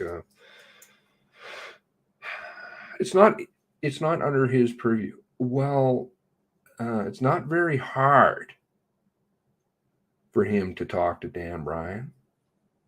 He's deputy commissioner. He can. I'm sure that may have gotten his direction. Or he could talk to his cohort, who is strategic policy and planning. Okay. Who is Dan Bryan's superior. How much investigation is required to track down Mr. Bryan and say, where is that recording? And if you deleted it, I kind of sped through that there a little bit. That's who is the person to speak to. Just in case he doesn't know, I'll help him out. Allison Whelan, Policy Center, the center. Yum. IMT is going back to the center. Leads Vision 150 and beyond to build inclusivity. I'm just throwing in a bunch of things there. Those are members and stuff like that. Know what I'm talking about. This is a lot of gunk.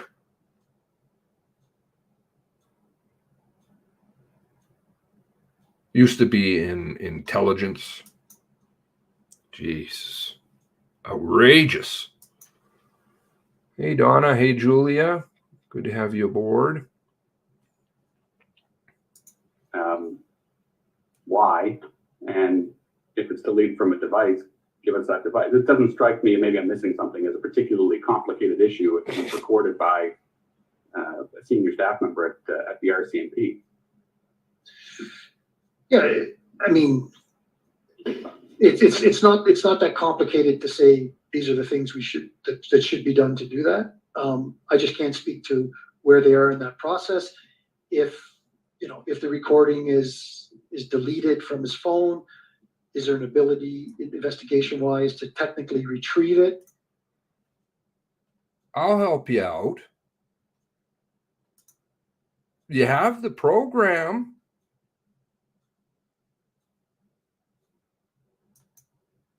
Celebrate it. Hello? Like all the phones that are missing. This whole story. All the RCMP phones. Personal. Member phones. Personal and company phones. Where are all those? Where are all the victims' phones? Oh, let's go some more. like, I don't know if it's sitting in the cloud base. I don't know, like, I don't have any of that information. So there may be steps that are being taken around investigation, privacy, potentially, getting a search warrant to search a phone. Allison Whelan also deals with privacy formally. Handy that.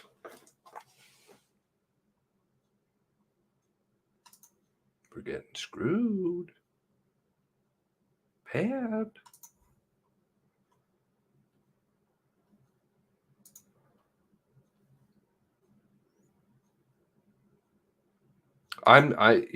Sorry, the only reason I was saying that earlier, Odir, was just because I'm not going to make the sad face and be like, oh, you guys destroyed it.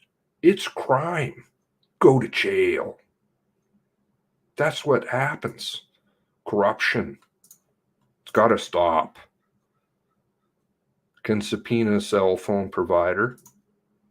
If these people can't investigate, then we're going to have to bring in somebody else who can. Because they can't. They've shown that they're unable to, or that they're unwilling.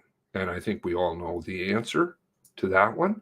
If you need to produce a moratorium for the destruction, which funnily enough, they won't even admit into, it's spoken of in the MCC briefly, and that's it. The actual document, not admitted. I don't have any of that background information in terms of required steps to find out where the recording is, retrieve it, what his intentions were. Again, I would just say, here you go. I'll help you out. I'm not in law enforcement. I have no fucking idea. But I'll tell you, I know more than you do. Sad. If I was going to celebrate records, like Corey Ellison's phone or Lisa McCulley's phone, which is now slightly more, the celebrate records are a little bit bigger. That's because they're cherry picking what they want. Celebrate. And if you can't do it, then bring in somebody external. Which actually is not a question. It must be done.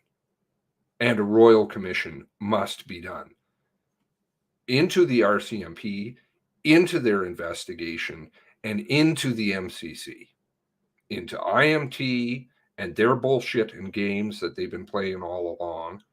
John Robin, Santa Suso, Diamopoulos, Gray, the Center. Come on. Done here. I'm done. If we are able to retrieve a copy of that recording, how confident are you that it will bear out the version of that conversation that you described? If the recording is the entirety of the conversation, so the entire thing, it would bring absolute clarity to all the questions that are being asked by not only the Mass Casualty Commission. Sorry, what was the question again? Would it go along with what you're saying? I believe was the question. Well, how does he answer it again? If we are able to retrieve a copy of that recording, how confident are you that it will bear out the version of that conversation that you described? How confident are you that it would bear out the conversation that you described? I.e., is it going to support? Are you going to, these two are going to line what you said to everybody and what the recording says? What is his answer again? If the recording is the entirety of the conversation, so the entire thing, it would bring absolute clarity to all the questions that are being asked by not only the Mass Casualty Commission, by the SECU, et cetera, there would be no doubt, no room for interpretation if it's there in its entirety. Okay, so no, he didn't answer that at all. All he said is, you'll learn a lot if you find the tapes. The tapes certainly exist. Oh, Debbie Trask, where's the notes of the meeting? Debbie Trask. The notes?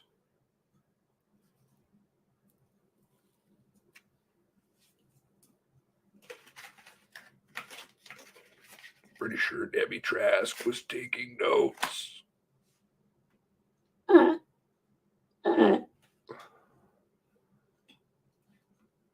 Okay. Anyway, I'm spiraling over into different things. Now,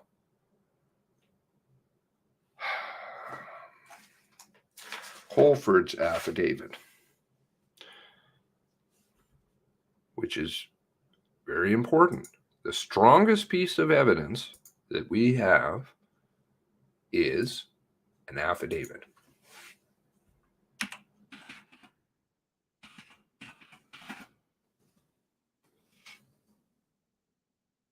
It's not whatever shit they're spinning out there. I like how do you hear all his handlers in the background, by the way? Did you hear it? The coughing, right? Brennan's, they're sitting in the room around him, coughing. Did you hear it? Twice in that one. They're watching this one real close. He can't answer questions on his own.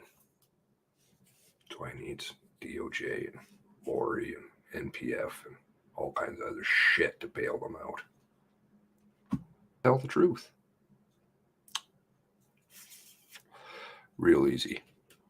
Now,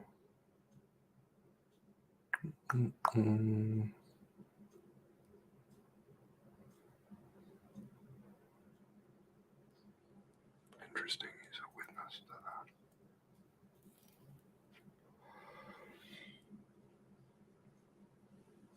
that. Lots of people's paths seem to cross. Affidavit. The strongest piece. Trust me, this is like the piece. When you see an affidavit, run to it. Because if somebody's going to lie in an affidavit, they're willing to go to jail.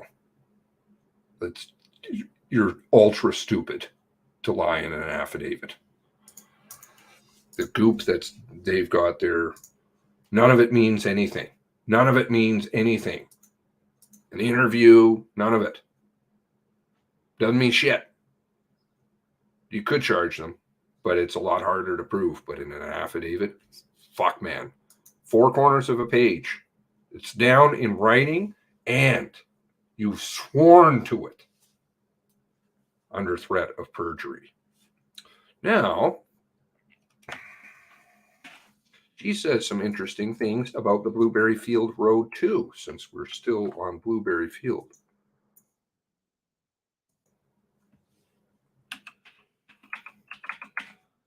I've mentioned a couple of times, but I want to throw it in with the other stuff.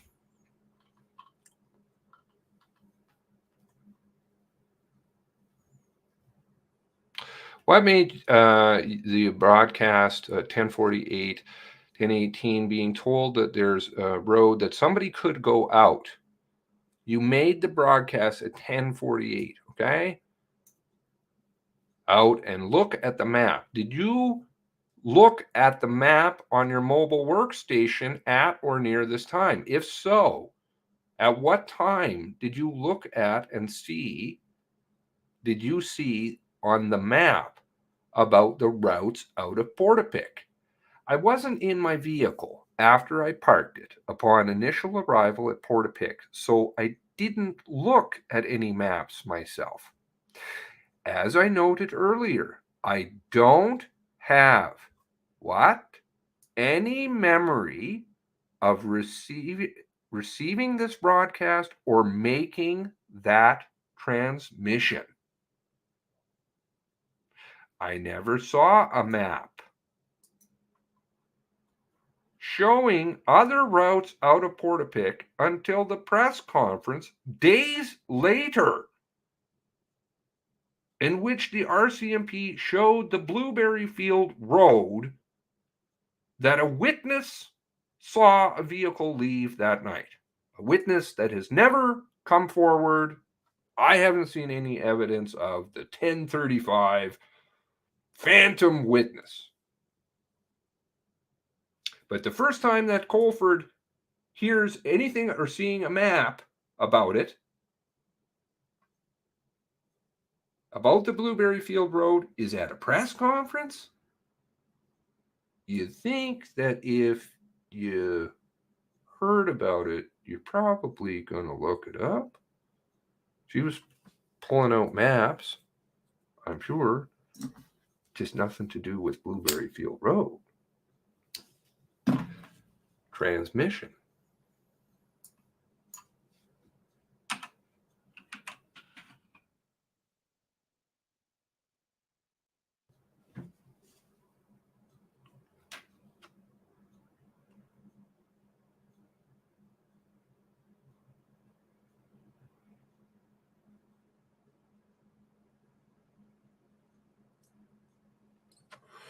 Herb affidavit also does not go along with Dorrington's statement, which is not a surprise.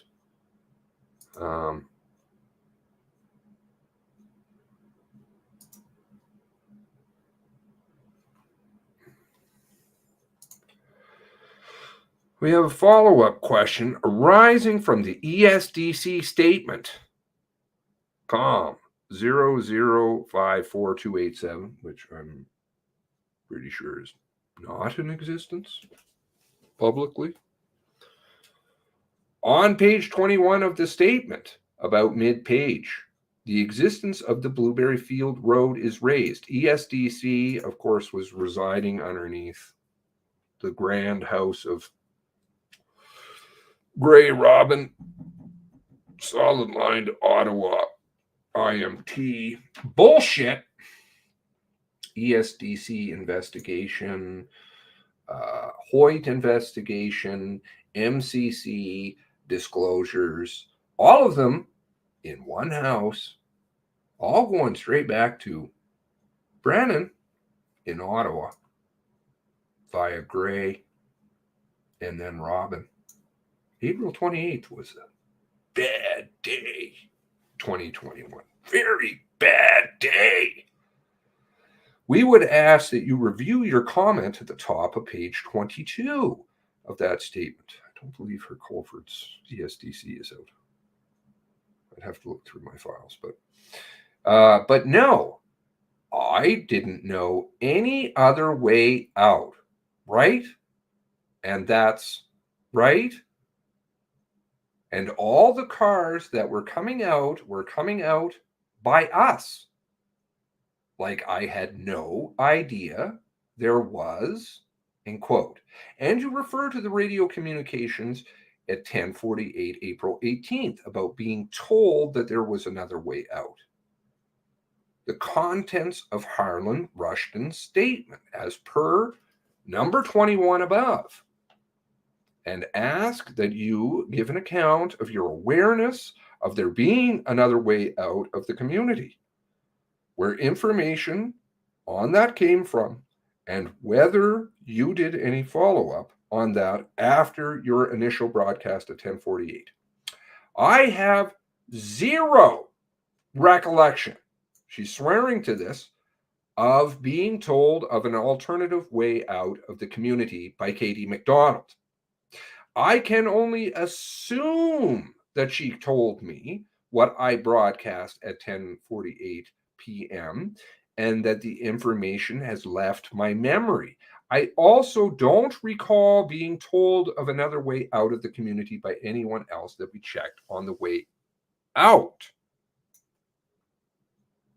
but she doesn't have any memory of making the broadcast. The only way that she knows this is because somebody's given her a piece of paper and said, see, it says here, 10:48, you made a call. Not because she's heard it, but because we're told. She's told, this is what you said. But she's swearing, I don't remember doing it. Chris Grund, in another affidavit, under the threat of perjury, swears he didn't hear anything about a call about the Blueberry Field Road. So perhaps the whole Blueberry Field Road is a bunch of bullshit.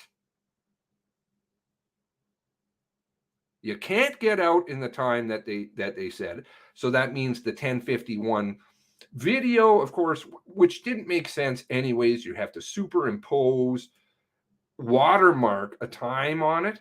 Get out of here. You have, however, affidavits like this. You have good math skills, brain skills to use. You have statements from Carol, albeit, you also have statements from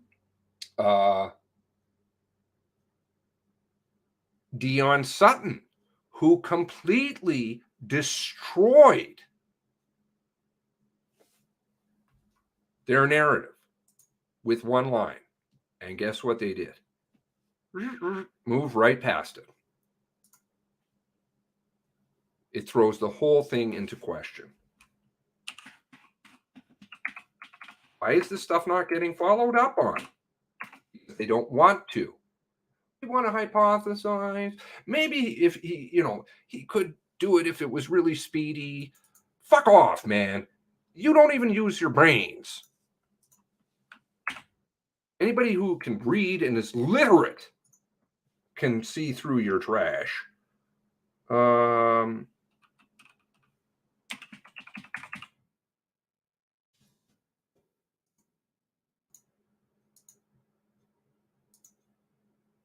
Page 17.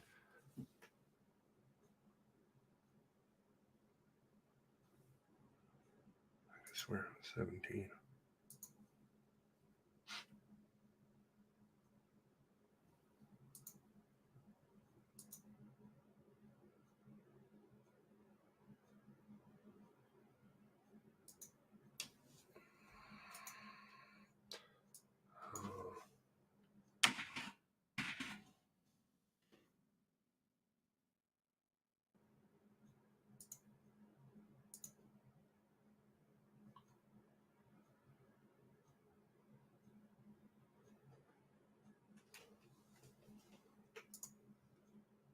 Right here.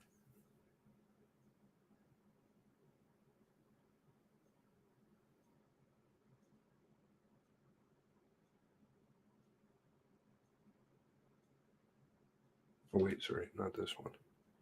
12, that's 12, 17.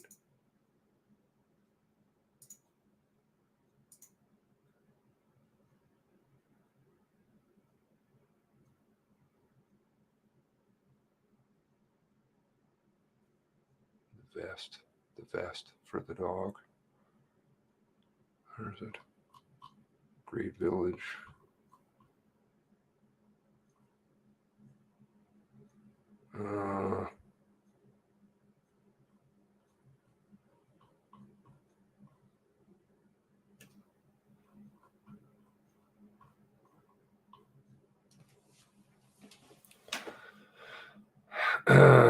And then just stay calm and drive in and observe as I'm going. At the time, I did pass one police vehicle passing me, and one of the members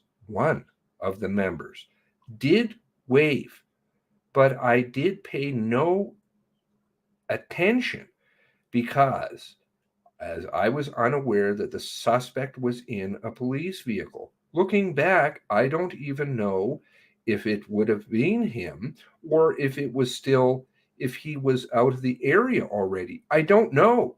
But yeah, I still think about that. Like if No, sorry, if he was still in there, like if I had the no, I probably would have took more notice to a police car that went past me. But then again, it's all at the same time, the call sign. I would pay no attention to the call sign on the vehicle if it's, if it's a fairly new car, if it looks pretty much like ours. I mean, I don't read what the numbers are on it. So yeah, I don't know. But I know as I was driving, he wasn't going with lights on. So I didn't know if this was a member just being relieved or if he was going back to the command center. I don't know. But so this was past Great Village. Yeah. And then what does Laszlo do? Talk about a dog and the vest. This was when Dion Sutton was driving out.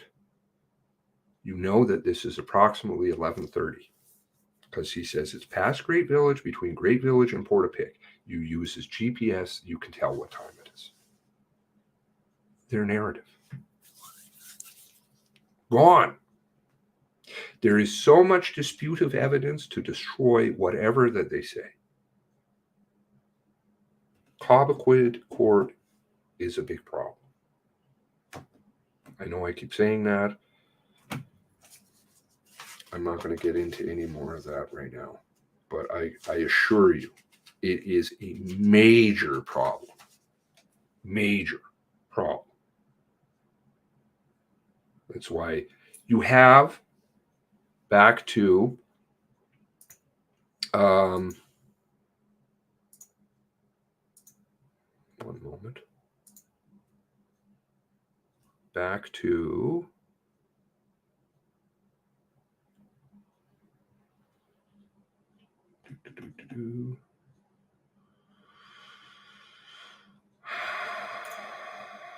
Mallory Colpitts, who lives at the end of Bayview Court. The end of Bayview Court, which is what? Where's that? Down here, right? Down this area she lives. This is where the Bonds, 45, which is a disaster, and Aaron and Jolene and Emily live, is over here. Here's where they're supposedly stationed, outside Harlan Rushton's place. Okay, now at 7:30 in the morning, Mallory Colpitts calls, and it's in the logs. They send Ert down in a truck with 4 members. Where? Oh, there's that Cobequid. The one that's on the evacuation board. Where's that? This one, since 2:50 in the morning. The one that they're still talking about at 5 in the morning, according to Surratt and West in their testimony. And you got nothing going on. No shooting, nothing happening. And they send Ert down. And, don't go down that Cobequid. No, don't want to go there. Let's go over here and down to Mallory. And we'll escort her out. But you don't want to go to Cobequid. Rodier didn't want anybody going to Cobequid. Uh-oh.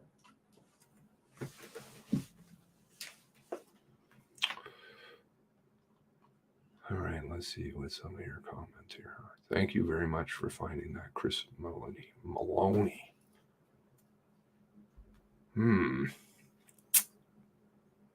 All right, Bjorn's interview. I'm interested in that. Wonder if we should just have a read through that.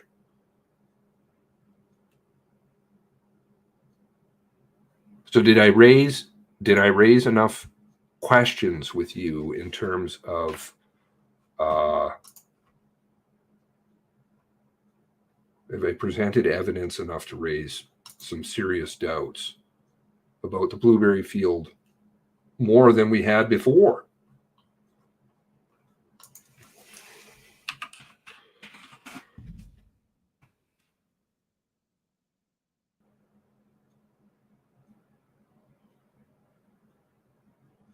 They have it even in their task ID about Deborah and Peter Thibault and the cameras.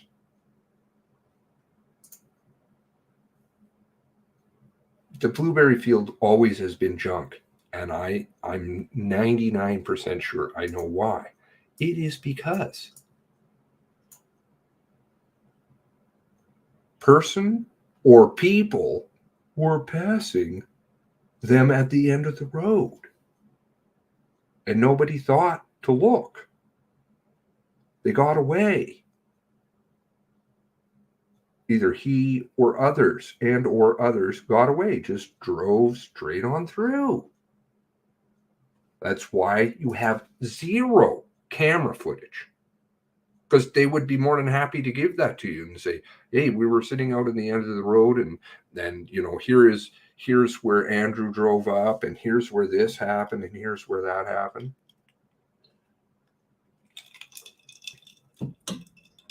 Al Bejan, Judge Al Bejan. Okay. His interview has been released post the conclusion of MCC. He repeatedly says Al Bejan, who represented an uncle, he doesn't specify, I believe it's to do with the house, I'm not sure, represented an uncle versus Wortman. Right? So he has had dealings with Wortman. He knew Wortman. He'd spoken to Wortman. He says, oh, you know, he seemed a bit off, you know, like he said crazy was the word he used, because he seemed to know more than, he believed he knew more than lawyers did. But he says, I think 3-4 times in the interview, he does not believe that it was gender-based. Repeatedly, he is a judge. He knows this man. He's dealt with him on the receiving end. And he said, I don't think it's gender-based at all. I really don't. I really don't. He just keeps saying it. That's a judge who's saying that. It's not, you know, somebody who's sitting on the back porch drunk. Or somebody who doesn't know him. So why has that never been introduced anywhere? Judge Bejan said this. Here is other people who have, and here's our evidence speaking as to the contrary. No, they just tell the narrative. That's it. It's got to be gender-based because, hey, we potentially arrested the other person.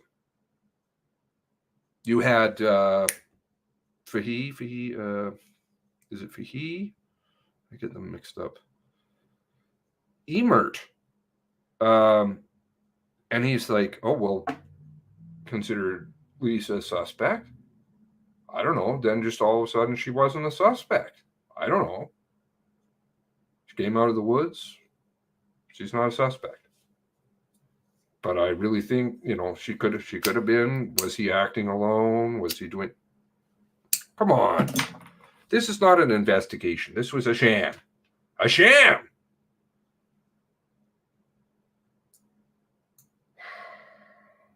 I've been standing on my head for so long on this. Okay, right, Bjorn. Now, witness statement task ID. When was this released? Bjorn, who of course never made an appearance, like Leon never made an appearance, just like anybody didn't make an appearance. Do you know how many statements are missing from down there? Like fucking piles. They didn't even do, according to them.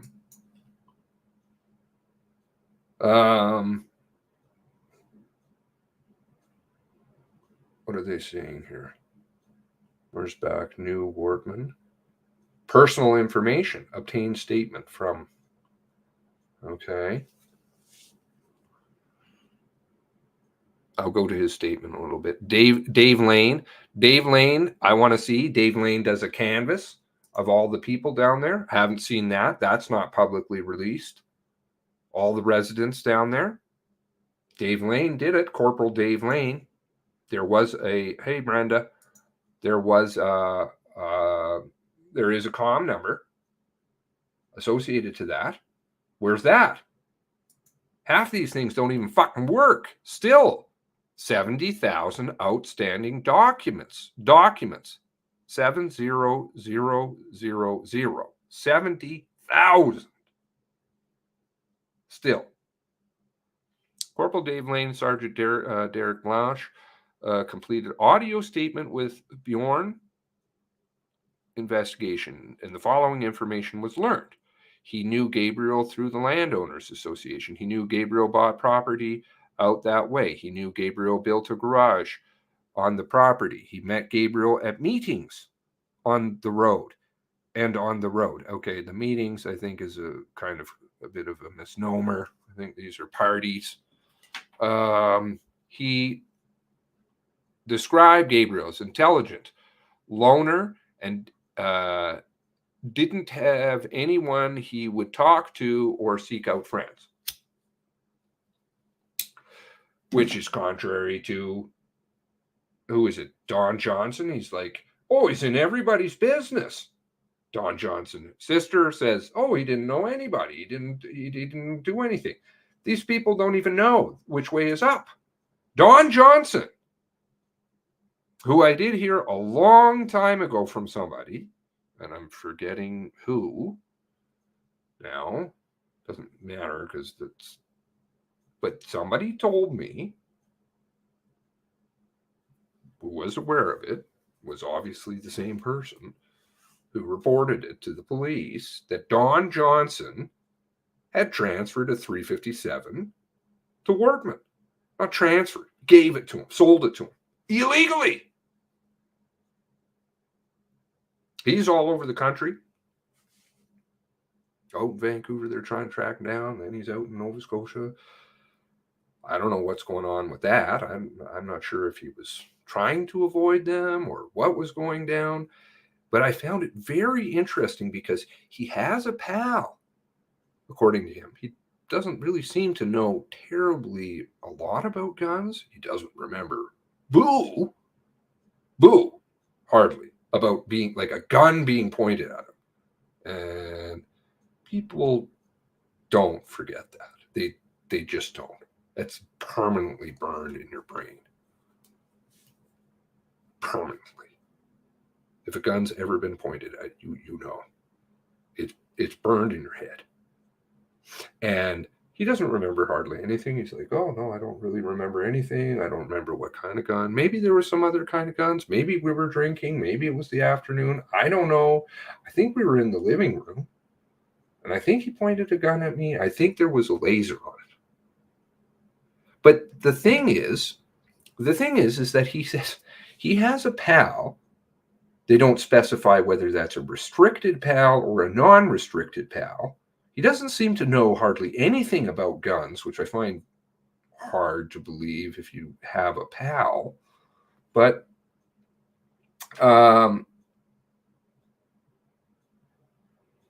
if he legally purchased the weapon, he's very concerned. His only concern is because he's under caution statement.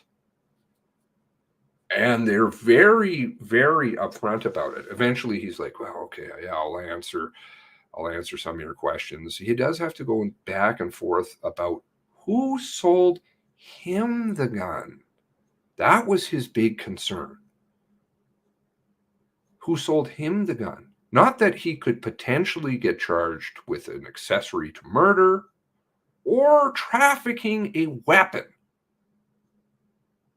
both of which are, of course, indictable, result in jail time. His concern was, can you assure me that I'm going to be okay if I tell you who transferred me the weapon? Who sold me the weapon? Well, he can go to the store and buy it. Right? Somewhere he got the gun and he doesn't want to tell where. I heard it was from an estate, but anyway. All right. Didn't seek out friends. Very social, not social. I don't know. Kierstead says she's very social. Who knows? This is the thing. They play every aspect of it. Some people say, he's the best guy. Some people say he's the worst guy. Some people say he's a braggart. Some people say he helps out everyone. Some people say he had white cars. Some people say he has fully marked car. Some people say he had guns. Some people say he had no guns. Do you follow? Some people say he treated Lisa like an angel. Other people say he was horrific. It's just, then you can never sort through it. And that's the intent. That's the intent. I don't know anybody in this story that I can definitively put my finger on and say, yeah, I feel like this person's telling the truth. I don't. Which is always a good way to start, but it's a sad place to be because good people get labeled incorrectly. I'm not saying people are liars. I'm just saying I'd rather be able to say, hey, I know I can rely on you. Can't really do that. He believes that this was meditated as the police Taurus. What is it? I can't even read that. That this was meditated as saw police Taurus. Okay. I'm not sure. Maybe that's right up there with the Folsom. He made fun of Gabriel based on the police vehicle. Okay. So he obviously the knowledge of the police vehicle. Come on. He knew that Gabriel had 2 police-looking vehicles. He would have one in the garage. He had them for about 8 months. Police-looking, okay. Gabriel would come out Tuesday to Thursday. No indication Gabriel would do something like this. Heard that Gabriel had a hard upbringing. Heard from where? Knew Gabriel was a dentist-educated man. When situation unfolded, incident around the area, started around the area. Not sure when the building was burnt or if he killed people inside. Was told that the person who lives in the building was burnt, was working for him Saturday.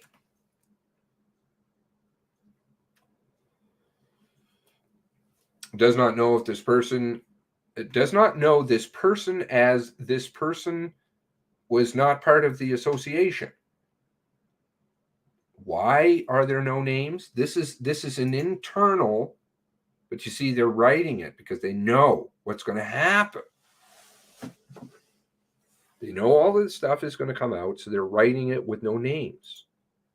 You wouldn't tell, hey, here you go. You investigate this. This person, all you do is keep getting phone calls. This is written for consumption, mass consumption, our consumption, not internal consumption, investigation. You don't say this person. You'd say Peter Griffin. This person, he said the person said the male that lives at the last house blank it's down from a log home.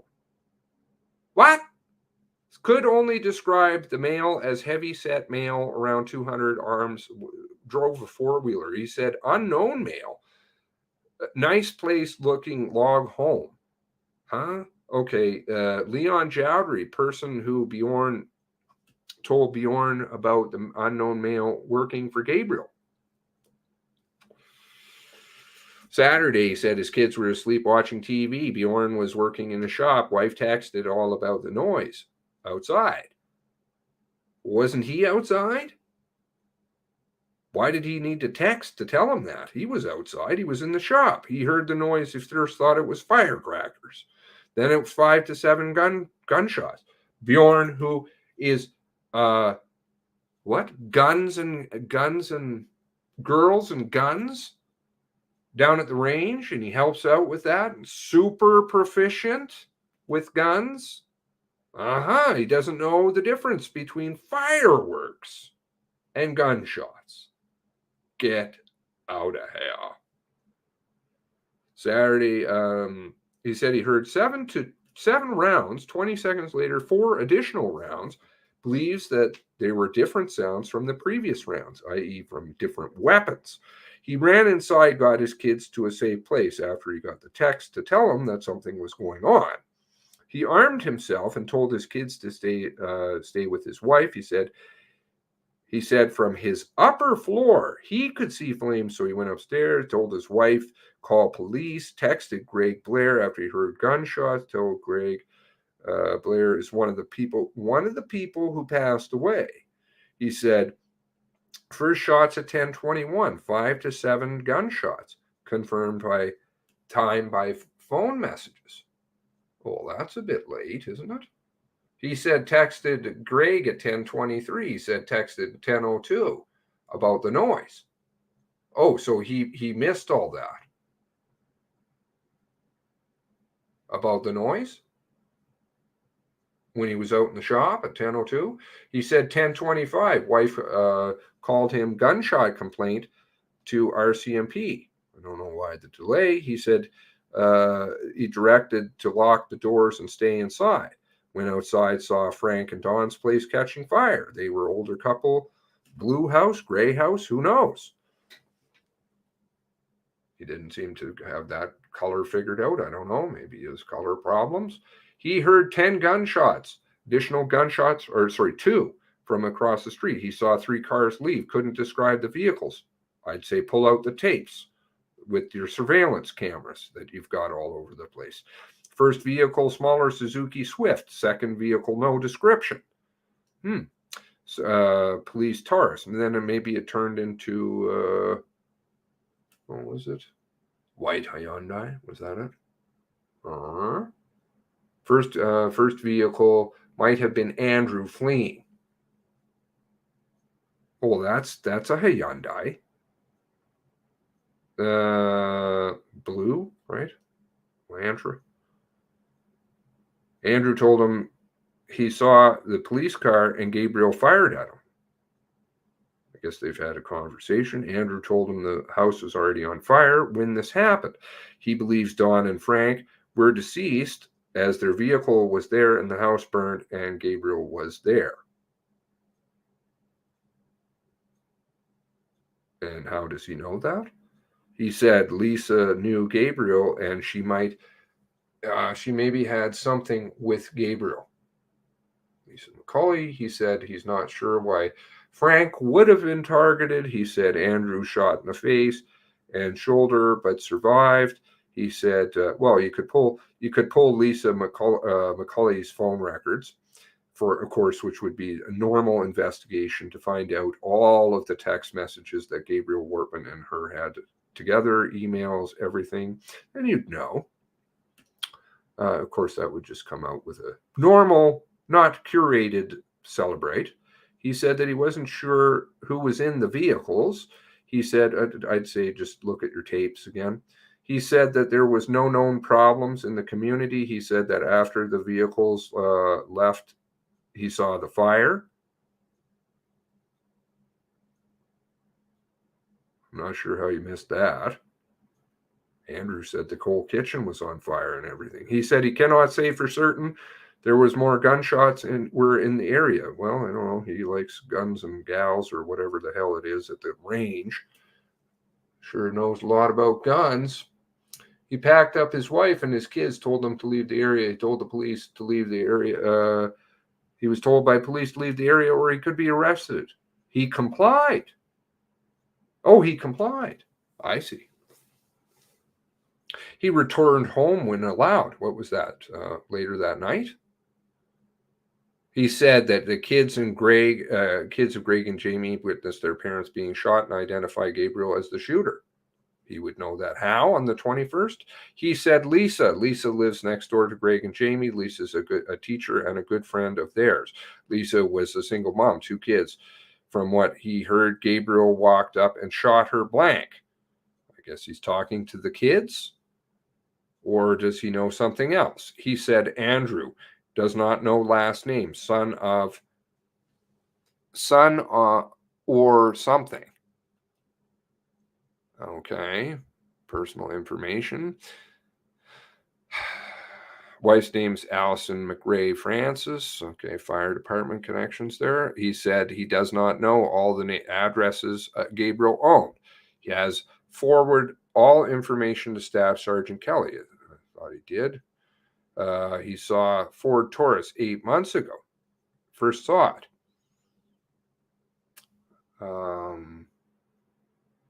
Okay, interesting. It's only a little while ago. He said he saw Gabriel driving the police car. Described the car as a white Ford Taurus with no markings. Said Gabriel never disclosed that he was trying to make a police car. Well, that's funny because everybody else in the neighborhood seems to know, so I don't know how the hell you don't, but whatever. He said that he has no information on where the cars came from. He says everybody else seems to know it comes from auctions. I guess he's just not talking to anybody. He thinks Gabriel 5 properties in the area. He didn't know. Yes, well, that's right, because he was the king. Didn't know Gabriel had any firearms because, I don't know, he's probably thinking fireworks. He never saw Gabriel dressed as police, learned about it through the news. He said a person police should talk to is Rick Wood, who was good friends with Gabriel. Any relation to Corporal Wood, Brad Wood? Where's Corporal all Brad Wood's stuff? Everything is missing for Corporal Brad Wood. Had heavy dealings in Cobequid. He said Gabriel never provided contact information. Gabriel didn't own a cell phone. Gabriel provided an email that Bjorn has turned over. Any exchange of emails between the two of them? Gabriel certainly had a cell phone. Where's all the records on that? I have the phone number. Bjorn didn't know Gabriel's last name. He has spoken to Andrew directly about what happened to him. Okay, so I guess that's where we're getting some details. Bjorn spoke to Andrew by the phone. He said Andrew told him that Andrew pulled over when he saw the police in the vehicle at Frank and Don's house. Andrew got out, shot and wounded. Shot and wounded. Leon told him that Gabriel's girlfriend, Lisa, last name unknown, came to his door and asked Leon to hide her. Gabriel was losing it. Leon allowed her to hide in the bedroom. And of course, Mallory Colpitt says they were both arrested now. Right.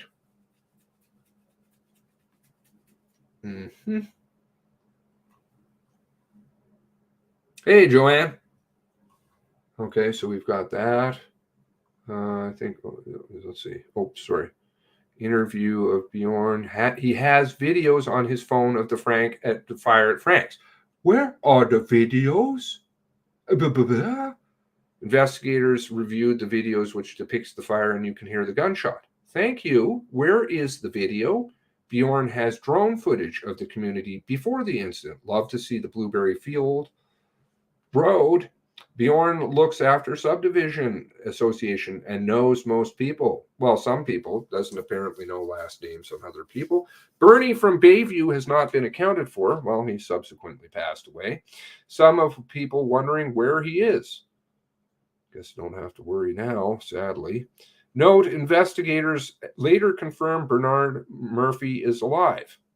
I guess it was written prior to all that. Rick Wood is one of Gabe's close friends. Police should talk to him. Leon Jowdery was one of Gabe's friends. Police should talk to him. Oh, yes, okay. Bjorn discussed who lived in the community with police. Bjorn is positive Gabe was waiting for him at the end of the driveway to shoot him. Where? Where's that? Okay. 3 cars went up to Portapique, but one of them could have come back down Orchard Beach Drive or may have gone through the woods, road through the woods, bigger for a car. He may have made the road through the woods bigger for a car. May have.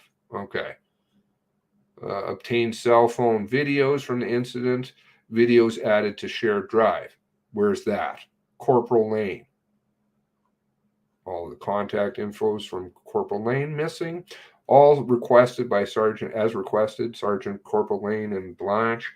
Sergeant Raymakers attended the residence of Bjorn at Orchard Beach and retrieved USB with video and photos of fires in the area.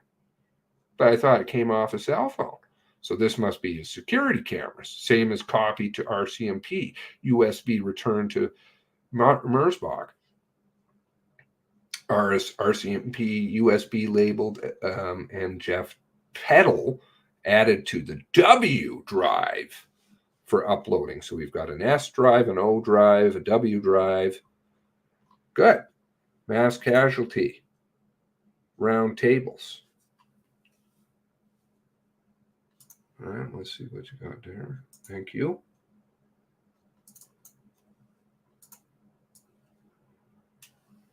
Oh, okay. Okay. I might need to take a pause.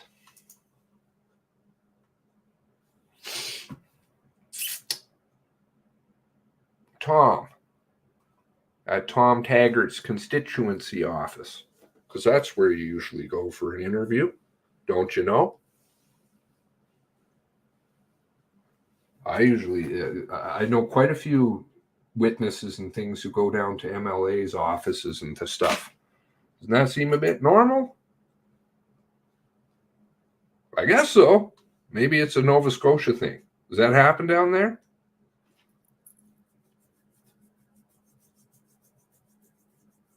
Cobequid Court, why it's to be avoided? Capergal, I'd say 45. Certainly got Cindy going a little bit more. Looks like from the comment on her the last video.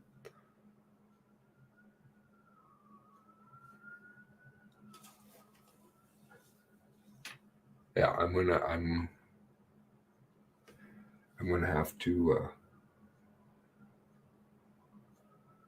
take a break on the Bjorn interview.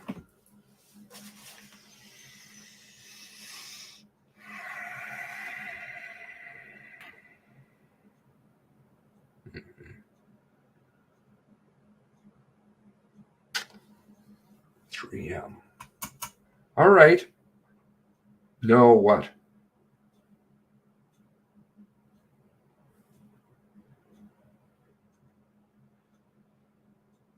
Not that I have seen. So it is not normal behavior for somebody who's witness to a crime or whatever to be interviewed at council person's office.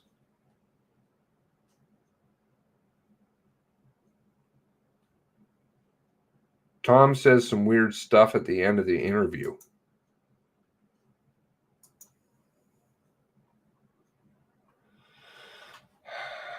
Okay. All right. Well, I'm going to need a minute.